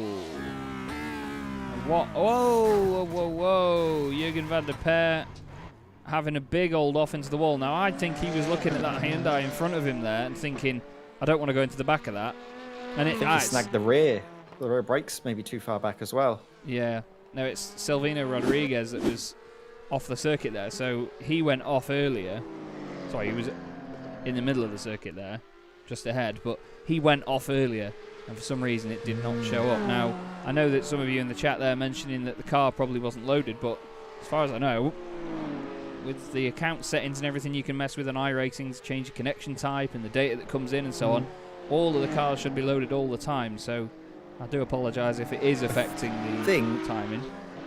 But I think it's only different on this track, and I think Le Mans, because of how big the circuits are. Right, yeah. In iRacing, for it to load everything, it'd be so demanding. So that's where it does. It's one of the annoyances, because as we see, another annoyance for Jürgen van der Peer going off the circuit, and Rui Palmas, who we've seen a fair bit of, keeping it, this time out of the wall. This is what happened to Jürgen. It looks like it's crabbing already. The back end's going to go around here. Oh, it's so frustrating for a driver when something like that can happen so suddenly. And then that is that, I'm afraid. And so late on in the race. Yes, indeed. These guys still lead the way. Then Hakon Grebstad still in second place. Sebastian Heberer, by the way, third place. This number 42 machine being driven around very tidy at the moment. Of course, Sebastian doing this race all on his own. We've got 2 BMWs going to go on the podium. We've got 3 BMWs and 2 Mercedes in the top 5, but still Peter Mackay is the highest placed Porsche in the race, and he will be very happy to get that honour if it finishes this way. We have just under 6 minutes of the race left to go. Gusa leading the way in GT3, Fraser Smith leading GTC, and Michael Polasek leading us in TCR at the moment. British drivers in 2 of those classes, and German driver leading the way in a German car for a German team at the Nordschleife. It's very fitting, I think. Don't you think, Ed? Absolutely, and we were saying, weren't we, that we reckon that they'll be the ones to beat, and they've definitely shown that they're the ones that can't be beat here this evening.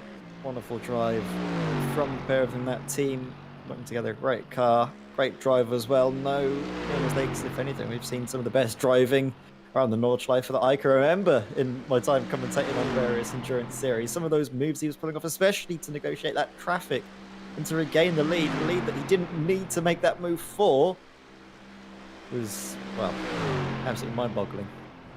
It really was. And we are, as Ed very correctly mentioned before, still going to get one more lap after this one. So Danny Gusa is either going to stamp on the brakes at some point soon, or he's confident that they've got enough fuel to make it all the way to the end. Even if he was to stamp on the brakes, Grebstad would be too close behind.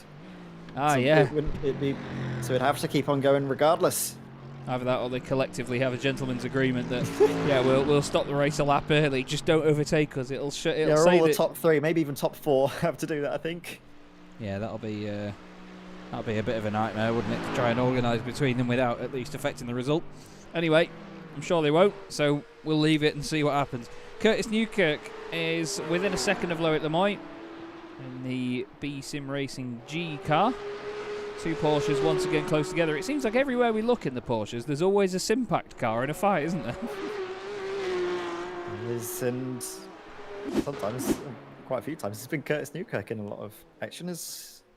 Rodriguez is doing a Freitas. Is there a lay-by on this straight that we don't know about? Is there something? I don't know what's going on. These Portuguese drivers, they really like that lay-by. There's not like a vineyard over to the right or something, is there? A churro stand. Wow. Are we, I love churros, though. If there was, I would be stopping every lap for them. Oh, yeah. Having a snack going back down the Nottingham.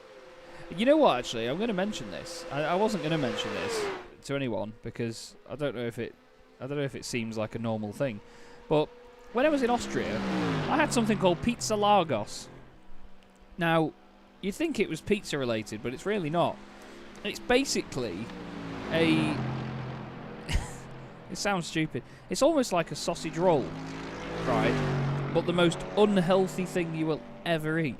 So it's deep fried garlic bread crust, which is rolled in like a dough roll, and in the middle of it is cooked black pepper mincemeat, and then you get garlic granules like sprinkled over the top of this dough, which is really crunchy and ridiculously hot when it comes straight out of the trackside van which I got it from.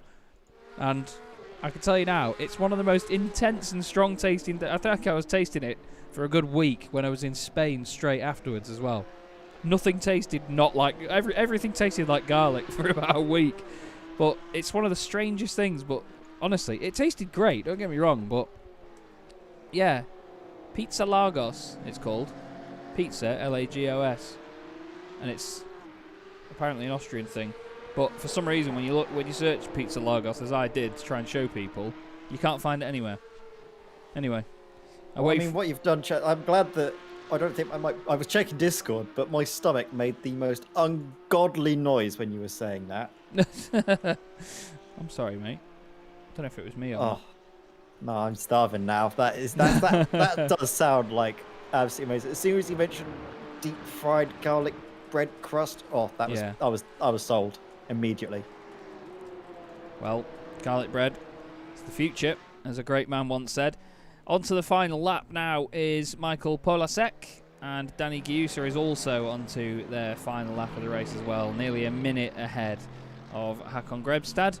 Oh no. Ryan Walker's had an off. I think it's just a brief one, is it? No, not for him. Oh, it's a lock-up. Oh, no. Oh, no. Oh, no. Marie Parmas has also gone off as well, Ed. He's had another spin. Chucks it in nice and hard. Oh, clips the curb. No. Clatters the wall again. He's had a spin round there already in this race. But I tell you what, one of his mates in the chat actually did say that he is very, very dedicated. And that's true. He has been. And he's been a real star of this race for me, I must admit. There was times when we thought at the start it was not really his race to have, and I'll tell you what, I'm glad that he's stuck with it, because he's really, really going in the spirit of Simracersworld, I think, in terms of carrying on till the end. Sure, you can have a few incidents here and there, but he's not hit anyone, he's not hampered anyone's race at all. He's just driving as best he can, and huge credit to it. Well, that's it. He's been doing a sterling job, carrying on at least, working hard to get lap after lap ticked off. So, what do you say, everybody? Should we go on board with Danny Giusa? I mean, we've got battles going on. Loic Lemoy is within a second of Curtis Newkirk, but I'm wondering whether we go on board for the last sort of half a lap with our race leader, because they have been very, very, very solid so far, but they've had quite a bit of airtime, so I'm not sure. I mean, I'm enjoying this. I want to see as well. I do want to see them go through the last half of a lap, to be fair. We can keep an eye on this fight. Like Lamol trying to close the gap down to Newkirk and succeeding as he comes down through the right-hander, but then running slightly wide of the apex, pushing the car to its limits on tyres that have probably seen and will be hoping to see at the end of this race before too long. Coming through. Miss, hit, miss, but miss. There's a mistake up ahead from the Hyundai. I'm not sure which car that is. It's the number. Oh, my word. That was scary stuff. That was Silvino Rodriguez, I'm pretty sure, in the play team car. Just getting out of the way in time. Very, very close, scary moment there between those guys. But what we are going to do is go to the big burly, growly, shouty Haupt Racing Mercedes that leads the way. Look at how oversteery that car seems, like the amount of steering input he's putting in, and he's almost got the steering wheel completely straight on corner exit, hasn't he?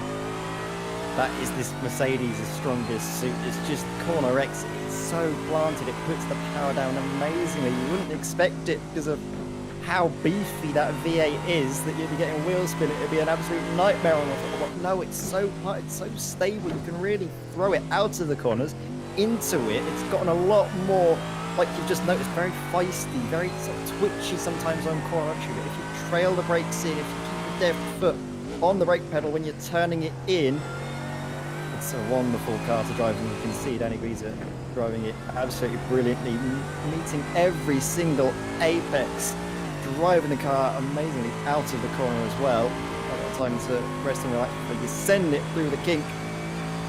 And another right hand of the all-important corner before you come onto the straight again. You can see the rear end stepping out on corner entry. That was, I think, the first and probably only mistake we're going to see from Haupt Racing Team, was that little overstep of the mark on corner entry. But he gains control, he keeps it out of the wall. I think many drivers might not be able to do, because as soon as the car goes, it's so easy to fully lose it.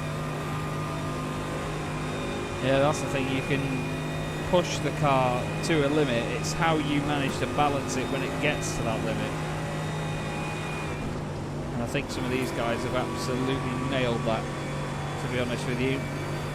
Just waiting now to see if he comes across any traffic before the race is done, but Danny Gieser guiding this car around. We just need to have a quick look here, because Rui Parmas has unfortunately been off the road again. Oh no, he's already off the road. Whoa. Now, okay, so this is an ongoing thing. He's come up to the top of the hill, around the corner he goes, and then it's been parked there for a bit. Jürgen van der Peer has also had a moment. Oh, he's clipped the grass with the rear.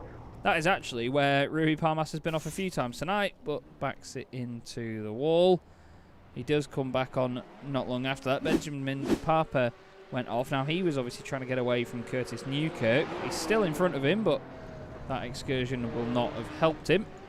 But we go back to our race leader, who is just about to complete the race. And I must say, this is going to be a wild ride down here right now, Ed, if we watch this. Yeah, and I'm having a look as well. Where are those Porsche Cup cars on the road? Will Danny Gieser overtake them before the end of the race?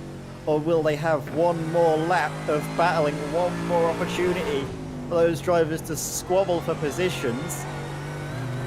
I'm trying to see where they are, Chaz, because it could be very close towards the end of the race. Look at the way that this was seen. Sorry, yeah. Just way it danced through there then. That was so sideways on the way, and that to me is having an accident, but to them it's just like, oh, the car's a bit oversteery. It's just incredible the way they balance this machine. But the thing is, these are drivers that have put so much time into this car and so much time into this track as well. They know exactly what they're doing with it. Right into this final few corners before the Dottinger. I think for a moment, I don't know if my eyes were deceiving me, but I saw the rear end of a Porsche just up the road, which could mean that it's going to be one more lap for that those fighters up front. Now, not long to go. Running wide, you can see just up the road there is a little bit of traffic. It is a Porsche, but it wasn't one of the ones that we were expecting to see. One of those. Well, let's just almost come into the pit lane. That's Mullings actually coming in. Yeah, Tyler in the Simpac car making his way in. That's the 86 car being lapped. That's Matthew Sufi probably thinking, yeah, I don't want to do another lap, mate. you lap me, that's fine. He's more than happy to be lapped. But to be honest, everybody, for this Christmas special, it's been a very special performance by the Haupt Racing Team, Danny Gieser, and of course his teammate Florian Denzler earlier on in the race. As they come around the final corner, get those clap emojis in chat. The checkered flag falls. Haupt Racing Team conquer the Nordschleife and absolutely decimate the competition. What a drive for those guys. And a very Merry Christmas and a Happy New Year to them. Hakon Grebstad is going to be the next car to finish. I'm just trying to see. Diaz crosses the line. Rui Parmas has had another issue, I'm afraid, just after the checkered flag. Where are our class leaders? Polasek isn't too far off finishing the race either. There also is Hakon Grebstad going past. Ben Thayens is washing his hands in chat. We've got a number of cars saying that they've crashed just because they've stopped after they've crossed the line, but Michael Polasek, he's been another one at the front of a class that's been completely untouchable, hasn't he? Yeah, it has, and I mean, feet, when you're up against drivers like Miguel Freitas, he's definitely knows how to overcome, but Michael Polasek, in all the times I've seen him drive around this Nordschleife circuit, he has been one of the cars, if not the car, to beat. Just one more corner to go. The left-hander for Michael Polasek will see the checkered flag and will greet him as the TCR last winner for the Simracersworld Christmas Special 2021. 2.4 hours of brilliant driving from Michael Polasek. The difference maker sees him secure class victory. He does a mega job of it. Very, very solid all the way through. Hakon Grebstad, well done on second place as well for Ignium Motorsport Grebo. Then we have Berserk Racing Sebastian Herbera about to come home in third place overall. A podium for Berserk Racing. That's going to go down very, very well indeed. Just trying to see who's going to be next up out of our top three in each class. I think next up is actually going to be the GTCs are going to be the last class to cross the line. There is Sebastian Herbera getting third place. Well done to him. Next up is going to be Miguel Freitas, who's going to be second in the TCRs. We'll go on board with the Hyundai as he canes it down the straight. Foot is through the bulkhead, as my mate Tom would say. Very much through that bulkhead.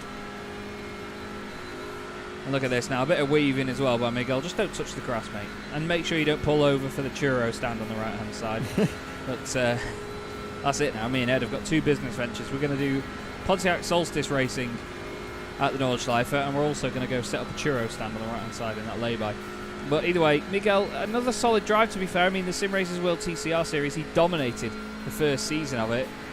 It's just about correct, really, that he's one of the only drivers that can challenge Polasek at the front. Yeah, he has been, and unfortunately it wasn't to be for Miguel Freitas, but a second place in that field is certainly no mean feat. Coming out of the final corner, you can see him weaving. He's very chuffed with that, and so he should be, securing second place here in the TCR class. And third place, Ben Hicks isn't far behind, just going down the Dottinger now. Gorgeous looking car as well, the Ignium Motorsport Hyundai. Now over the hill, just behind him as well, we're going to give a special mention to our co-commentator Peter Mackay as well, who is going to be the highest placed finishing Porsche, but of course in the Fricadelli Racing colours, in tribute to Sabine Schmitz, who he very tragically lost this year. It's going to be a fitting way to end, I think, but we've got a long time for a lot more cars to cross the line. Yeah, Ben Hicks next up. Through he goes, and he takes third place in the TCR class, rounds out their podium. And here is the Fricadelli machine, Peter Mackay. Well done in Derek, the number 59 car for Peter, and that is a very clean Porsche, I must say. Yeah. Ed. He's done a great job there. I have to say, there was only one car that I was really hoping to see come across the line in one piece after this race, and it was that Fricadelli Porsche. Cracking stuff from Peter Mackay, and after this year with the tragic passing, of course, of Sabine Schmidt, it's wonderful to see that car driven brilliantly, to be fair, by Peter Mackay, finishing nicely and safely, going home in one piece. And the highest placed Porsche in the race as well. And the highest placed Porsche. Highest placed Porsche Cup car in the race, though, is going to be this man, Fraser Smith. There was absolutely no doubt whatsoever from the get-go that Fraser was going to take this, and he's done a mega job of it. Very consistent, very fast indeed. Fraser Smith flies out in front for Full Send Racing. Second place, though, under the radar, definitely, JMT Racing. Car 11 with Samuel Jordan at the wheel. Shared the car, of course, with his teammate Kenneth Sequini. The two of them get second place in class for their troubles. And third place, what a recovery drive. And what a lively evening it has been for Martin van Riebeek. Absolutely. We saw a great little bit of battling into the first corner from Van Riebeek. And then that was all on down through turn 3, but he's fought brilliantly and he's coming through into the pits. Oh no, he's going to do a Schumacher. He's going to finish the race in the pits. Surely that's actually for the damage he received earlier on in the race. But he does get the checkered flag. And Van Riebeek takes 3rd place. Now then, we need to figure out who's... I think what it is he doesn't want to do a full in-lap to bring it back to the pits. He's decided, you know what? I've got time to spare. I'll just come into the pits myself.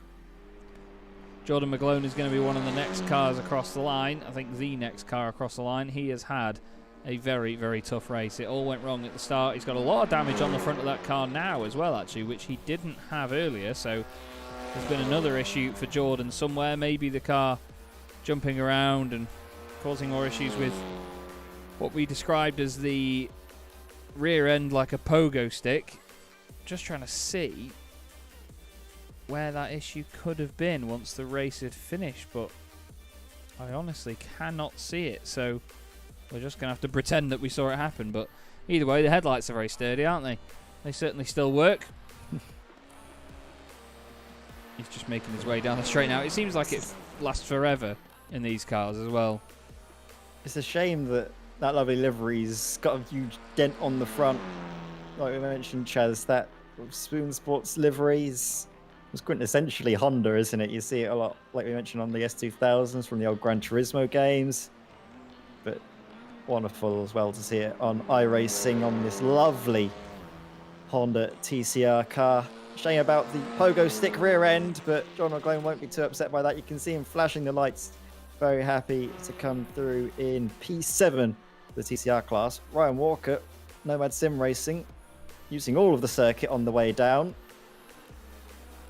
Ryan's another one that I've never really seen have any good luck in TCR cars. He did very well in the Simracersworld TCR series, but yeah, he's had another trying evening, but still pushes the car across the line in the end, and he completes 17 laps of the Nordschleife. Still, this battle goes on though. Benjamin De Papa and Loic Lemoy. It's just going to be settled out of the final corner. It looks like it's going to be Benjamin that's going to take 5th place in class, just ahead of Loic. Fantastic scrap all the way to the end though. Curtis Newkirk is going to be right behind these guys with his teammate Tyler Mullings just behind them. There goes Curtis through, and there is Tyler wobbling his way into view in the metallic version of the Simpack car. Across the line he goes to finish the race. And I think, to be honest, Ed, that is everyone that we've got. Yeah, I think you're right there, Chaz. So I'll let you do the honours of going through the classified results from the Simracersworld Christmas Special 2021. Thank you very much, buddy. We will certainly do that. We'll show you, first of all, the GT3 finishers. Haupt Racing Team taking the win. 1 minute and 7 seconds clear of Ignium Motorsport Grebo after a great fight at the sort of 3/4 stage. Berserk Racing finishing 3rd ahead of Team 11, with Team MSB by Nurburgring Info in 5th place. Team, again, that really sat under the radar, didn't they? We then have the Privateer in 6th place, which was Peter Mackay. Then in 7th place we had Cabot Pink, which was the number 7 Mercedes. Then Play Team B in 8th ahead of Dynamic Spell Speed, and Beat Berserk 2 laps down in 10th. Racing Nerve and the other Privateer that we have behind them, which is Luke Tice, were 12th. Then it's Dynamics Racing Simulators 13th, Alcantech NHR, Sideways Games and Helder Fonseca, all retirees from the race. Next up though, Ed, was the GTC class, providing a lot of entertainment throughout that one. Yes, it was. It was full send racing that fully sent it through. 2.4 hours of racing to take race victory ahead of JMT Racing. Like we mentioned, flew under the radar a little bit, but cracking effort from them to come through in 2nd place. Then, of course, the 41 driven by Martin van Rovik, Simpack Noise Orange, coming through after a lot of damage and having a full tow throughout the whole of a lap, losing so much time to come through and only finish 49 seconds off the race lead. Brilliant effort from Martin to come home on the podium ahead of Eclipse Racing Team number 8, finishing in 4th.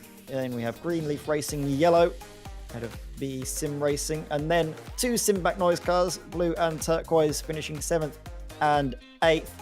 The Florence Sim Sport White by Viraco, 9th ahead of the Privateer driver, the number 43, which I believe was Andy Scott coming through P10. And then another couple of Simpac Noise cars, Noise Purple and then Noise White, being driven by our very own Hasaroma, unfortunately not making it until the end of the race, along with Greenleaf Racing Red, Mamba Simsport, another privateer, which I believe was, I think that was Nick Sherman's. No, that wasn't. That was the 28 rather of Rob Tyson. I was like, and then Pimbow for Peter Bonk Racing, down 19 laps as well. And then the TCRs that provide us with some great racing all the way till the finish that you can talk us through, Chaz. Yes, indeed, Ed. Full Send Racing, an absolutely dominant performance by Michael Polasek in that car, the number 45 machine, taking the win by nearly 2 minutes over Team Mad's Tame Iberian Miguel Freitas. He was very, very strong all the way to the end. Ignium Motorsport with Ben Hicks in third place. Then Greenleaf Racing Green, Jelle Verstraeten at the wheel of that Hyundai. John Spinkcliffe, which of course was Anton Dupin in the John Spinkcliffe tribute livery, did a really, really good job and got a top 5 finish. Flemish Simsports by Viraco had Kimber Haight at the wheel in 6th place. Then it was Simpact with Noises Yellow, the only TCR car they had. Jordan McGlone got the Spoon Civic along the line just about by the end of the race. Ryan Walker finished in 8th place for Nomad Sim Racing, with Play Team's Silvino Rodriguez finishing in 9th. Then finishing the top 10 was Flemish Simsports Red by Viraco's very own Hendrik de Grave. Dean Timms had his issue earlier on in the race as well. And actually, John Tusting was classified behind Hendrik de Grave in that one. Hendrik completing more laps of the race, but somehow not being classified ahead of him. That seems like a very weird one, but either way, that is your finishing order, everybody. We're going to just rewind things slightly to go and have a look at our eventual race winners. And what we're going to do is grab a couple of drivers now for an interview. And the first of them is going to be our drivers that ended up winning that race overall after a very dominant performance. Danny, Florian, first off, congratulations to the pair of you. Starting with you, Florian, obviously starting the race off, were you nervous at all about traffic or anything going on around you in that situation? I mean, it's still a Nordschleife, so traffic is always not an easy task for anyone, and like in general, like in this race, all the TCRs and Porsche Cup Persons were like really good traffic-wise, like they didn't block or anything, so that was great. And yeah, I mean, quali lap was really good. I think my fastest lap ever on the Nordschleife. And yeah, then race start was, I got away cleanly, so yeah, just had to keep the tires in a good shape for Danny, and then I knew he was going to drive it home. And Danny, coming to you as well, of course, we saw exactly what you could do in the in the conditions that you had to face, obviously trying to get through some of the traffic and taking back the lead from the Ignium Motorsport Grebo BMW. That was one hell of a move. Was that exactly how you planned it, or was that a sort of play it by ear situation? Well, first of all, thank you for the great commentary, and to all other drivers on the track, it was really great to drive with them, because it was really, you felt like the respect between each other. And yeah, that move was kind of creative in the moment. Told me like stay behind. Saw like the BMW going to the right hand side. I was like, maybe the TCR is faster than there. Then just try to stick to the TCR and look to the right whether there's a gap or not, and then try to make the overtake of the TCR. Well, it was certainly very, very entertaining to watch, and certainly had me and Ed in absolute bits. But he just couldn't believe that he pulled it off so quickly and suddenly. I'm sure the Ignium BMW didn't quite know what had hit them, but still a very, very entertaining performance and real domination all the way through. Starting with you, Florian, is there anyone you'd like to give a quick shout out to tonight? I mean, first of all, Danny, of course, since like he brought me into the Haupt racing team, esports team, and so on, and also like in general at the Haupt racing team when we are able in sim racing to drive with like the real life drivers like Maro Engel, Nico Bastian, and so on. There's like just so much that you can learn from them, and like their approach when they are starting to go learn into sim racing and how they are like really quickly adapting to everything. And that's just like a really great opportunity to improve myself in sim racing and also in other aspects. So yeah. thanks for them for giving me the opportunity to drive with them. And Danny, any final thanks from you? Yeah, actually, I need to thank to my whole team, also like the management of HRT, that they are believing in our vision for sim racing. And huge congratulations and thanks to my teammates, especially because when we started, we are a really small team, actually only 4 drivers by now, and it's really hard to compete against other teams which are much bigger. An example like Williams, which have like at least the 4 types of our drivers. And to see like the progress of every of my drivers is really insane and makes me really, really proud. And especially after my last year, where I was really, really bad actually for my driving, mentally wise. Yeah, they had every right to criticize me, but they kept on pushing me. And yeah, that's actually work which we are seeing today, and I'm really grateful to drive with these guys, and yeah, thank you for that. No problem at all. Well, thank you very much for your time, gentlemen. Very well done on your win, and hopefully we'll see you again on our screens in 2022. But for now, have a fantastic new year. Thank you. Thanks, you too. Cheers. Well, there we go, Ed. Very, very deserving winners after putting in such a solid drive throughout that race. Next up, though, I want to drag in our eventual Porsche Cup Class GTC winner, Fraser Smith. Fraser, it's been a long time since we've done an interview, my friend, but to do it again when you've won a race on possibly the most demanding circuit on the planet, you must be a pretty happy boy right now. Definitely, yeah. I was saying to Michael, my teammate, we were on Discord, that literally every single lap I had about 5 near deaths. It was just way too sketchy for my liking, and yeah, I was pretty glad to get it over and done with, really. But it was always fun, always fun. Well, it was great to watch. I mean, the car, it moves around so much. We always say this. I mean, we've just watched footage in slow-mo there of you clattering the curb and all 4 wheels nearly came off the ground. This is a circuit that sort of suits this car in some ways, but not in others. It's an interesting combo, isn't it? Yeah, like to be quick, you have to have the wing on minimum, and obviously that makes it a bit tricky. I probably should have. I know I had the rear anti-roll bar too stiff. Definitely, I should have known, and that didn't help. But also, like my pedals were just. I think they're in the wrong place. I was getting cramps. It was just it's all against me today. Well, you certainly pulled it off, mate, and made it look good doing it as well. That full send livery, a very good-looking bit of kit. Is there anyone you'd like to give a quick shout-out to before we move on? Yeah, well, firstly, shout out to Joachim, because I think he uploaded that pretty last minute, because I didn't tell him. So I'm quite glad that the livery showed up, actually. Thank you to Michael for keeping me sane in that race. And thanks to everyone for organising it, and yourselves. I'm going to go and watch it with a well-deserved beer. Well, very well done, Fraser. It was a fantastic drive all the way through, mate. And have a great new year, and we hope to see you again in 2022. Cheers, mate. Take care. Cheers. And then, of course, Ed, if you would like to do the honours, we have our eventual TCR winner, also from Full Send Racing. Michael Polasek joins us in the box. Yeah, welcome to the booth, Michael. That was a brilliant drive, domination from start to finish, it has to be said. And usually at the end of a long race at the Nordschleife, drivers feel joy and also relief. Which one were you feeling more after all of that action? Honestly, it was a really nice, chill race. We had a really good car, very fast. Given the limited testing we have, I'm really proud of the team and all the effort they put into this car. I was really happy with how it drove, and it was just pretty much a near perfect race for me. No major mistakes, pretty decent pace, and overall, when I crossed that finish line, I was really happy to see everything come together for a successful Nordschleife run.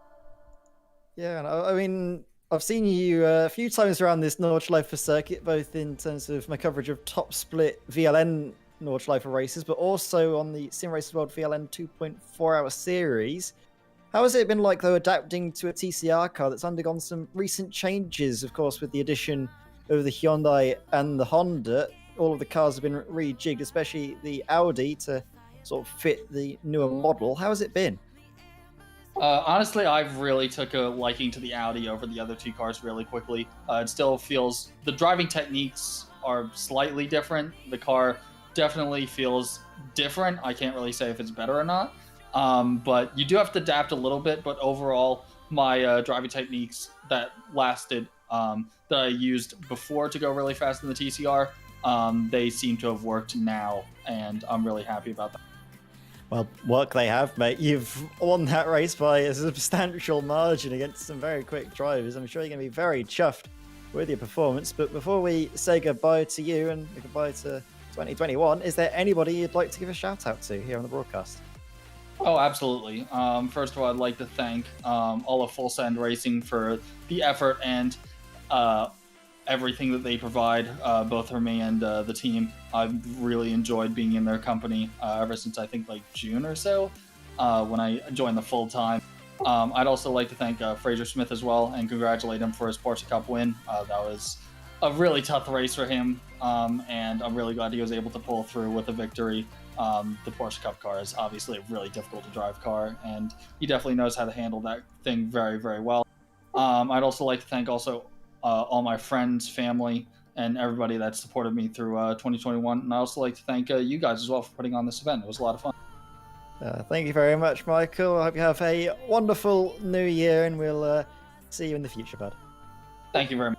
I'd like to apologise as well very quickly, Michael, because I think something in SDK updated very quickly, and you've had a Union Jack next to your name all race. But I've just changed it to the Stars and Stripes for you just now anyway. Maybe last minute, but I want to apologise for that. But thank you very much so anyway, mate, and we'll see you soon. All right, thanks, guys. Yeah, I feel like a there bit of an we idiot now. Michael Polasek not needing a War of Independence to change his flag to the Stars and Stripes this time. Yes, very true indeed. But then again, you mentioned independence, and along comes this man in the Frickadelli Racing colours, Peter Mackay. A final word with you, mate. A great tribute to an amazing human being, of course, running the Frickadelli colours tonight. How was that for you? Because we thought that was a very tidy performance from outside the car. Well, yeah, I'm really pleased with how that went. Didn't make any mistakes at all. That's my maximum there. I didn't have any more left in the tank. Strategy was as good as it could be. I heard that some guys like Seb actually did it with the same set of tires, which was amazing. I didn't have to change them at the second stop. The first stop. My apologies. But yeah, racing on the Nordschleife is just fantastic, and to do it alongside guys like Haupt Racing Team. I mean, Danny and Florian, their pace. Wow. I mean, I commentate on them on the DNLS. When I saw it, it's like Danny Giosa has entered the server. I was like, oh god. Well, you kept it tidy, like you say. You did exactly what you needed to do. Driving the Nordschleife is not easy, even on your own, but we actually had, when me and Ed had our break at about the halfway point, we actually had almost a full onboard lap with you in that fantastic battle with the big beefy Cabot pink Mercedes. You had a hell of a lot of fun with those guys, didn't you? Oh, it was great because I think it was Niels, I think is his name, I was racing with, and it was so fun because the little Porsche has got absolutely no grunt on the straight at all, and I was running it in quite high downforce just for safety. But round the corners, oh my god, you're flat through Flugplatz, flat through Schwedenkreuz, flat through the Bellofesses. I mean, it is absolutely on rails. You're flat through Meskisfeld, and it's brilliant. And of course, very good on the brakes as well. But as soon as you saw a straight, the big Mercedes was just gone. But that made it quite exciting and quite interesting. Until you get a 2-second lead just disappeared on the Tottenham. Well, that's it. I mean, GT3 racing is so lovable because of the different characteristics that the cars have, and it's great to see that while there is the balance of performance there, they do still have these very strong differences in their characteristics. And, you can enjoy them and sort of sometimes hate them as a driver. But either way, mate, the tribute has been great to see. We've really loved it here on the broadcast. You and Derek did a mega job. Is there anyone you'd like to give a quick shout out to before you go?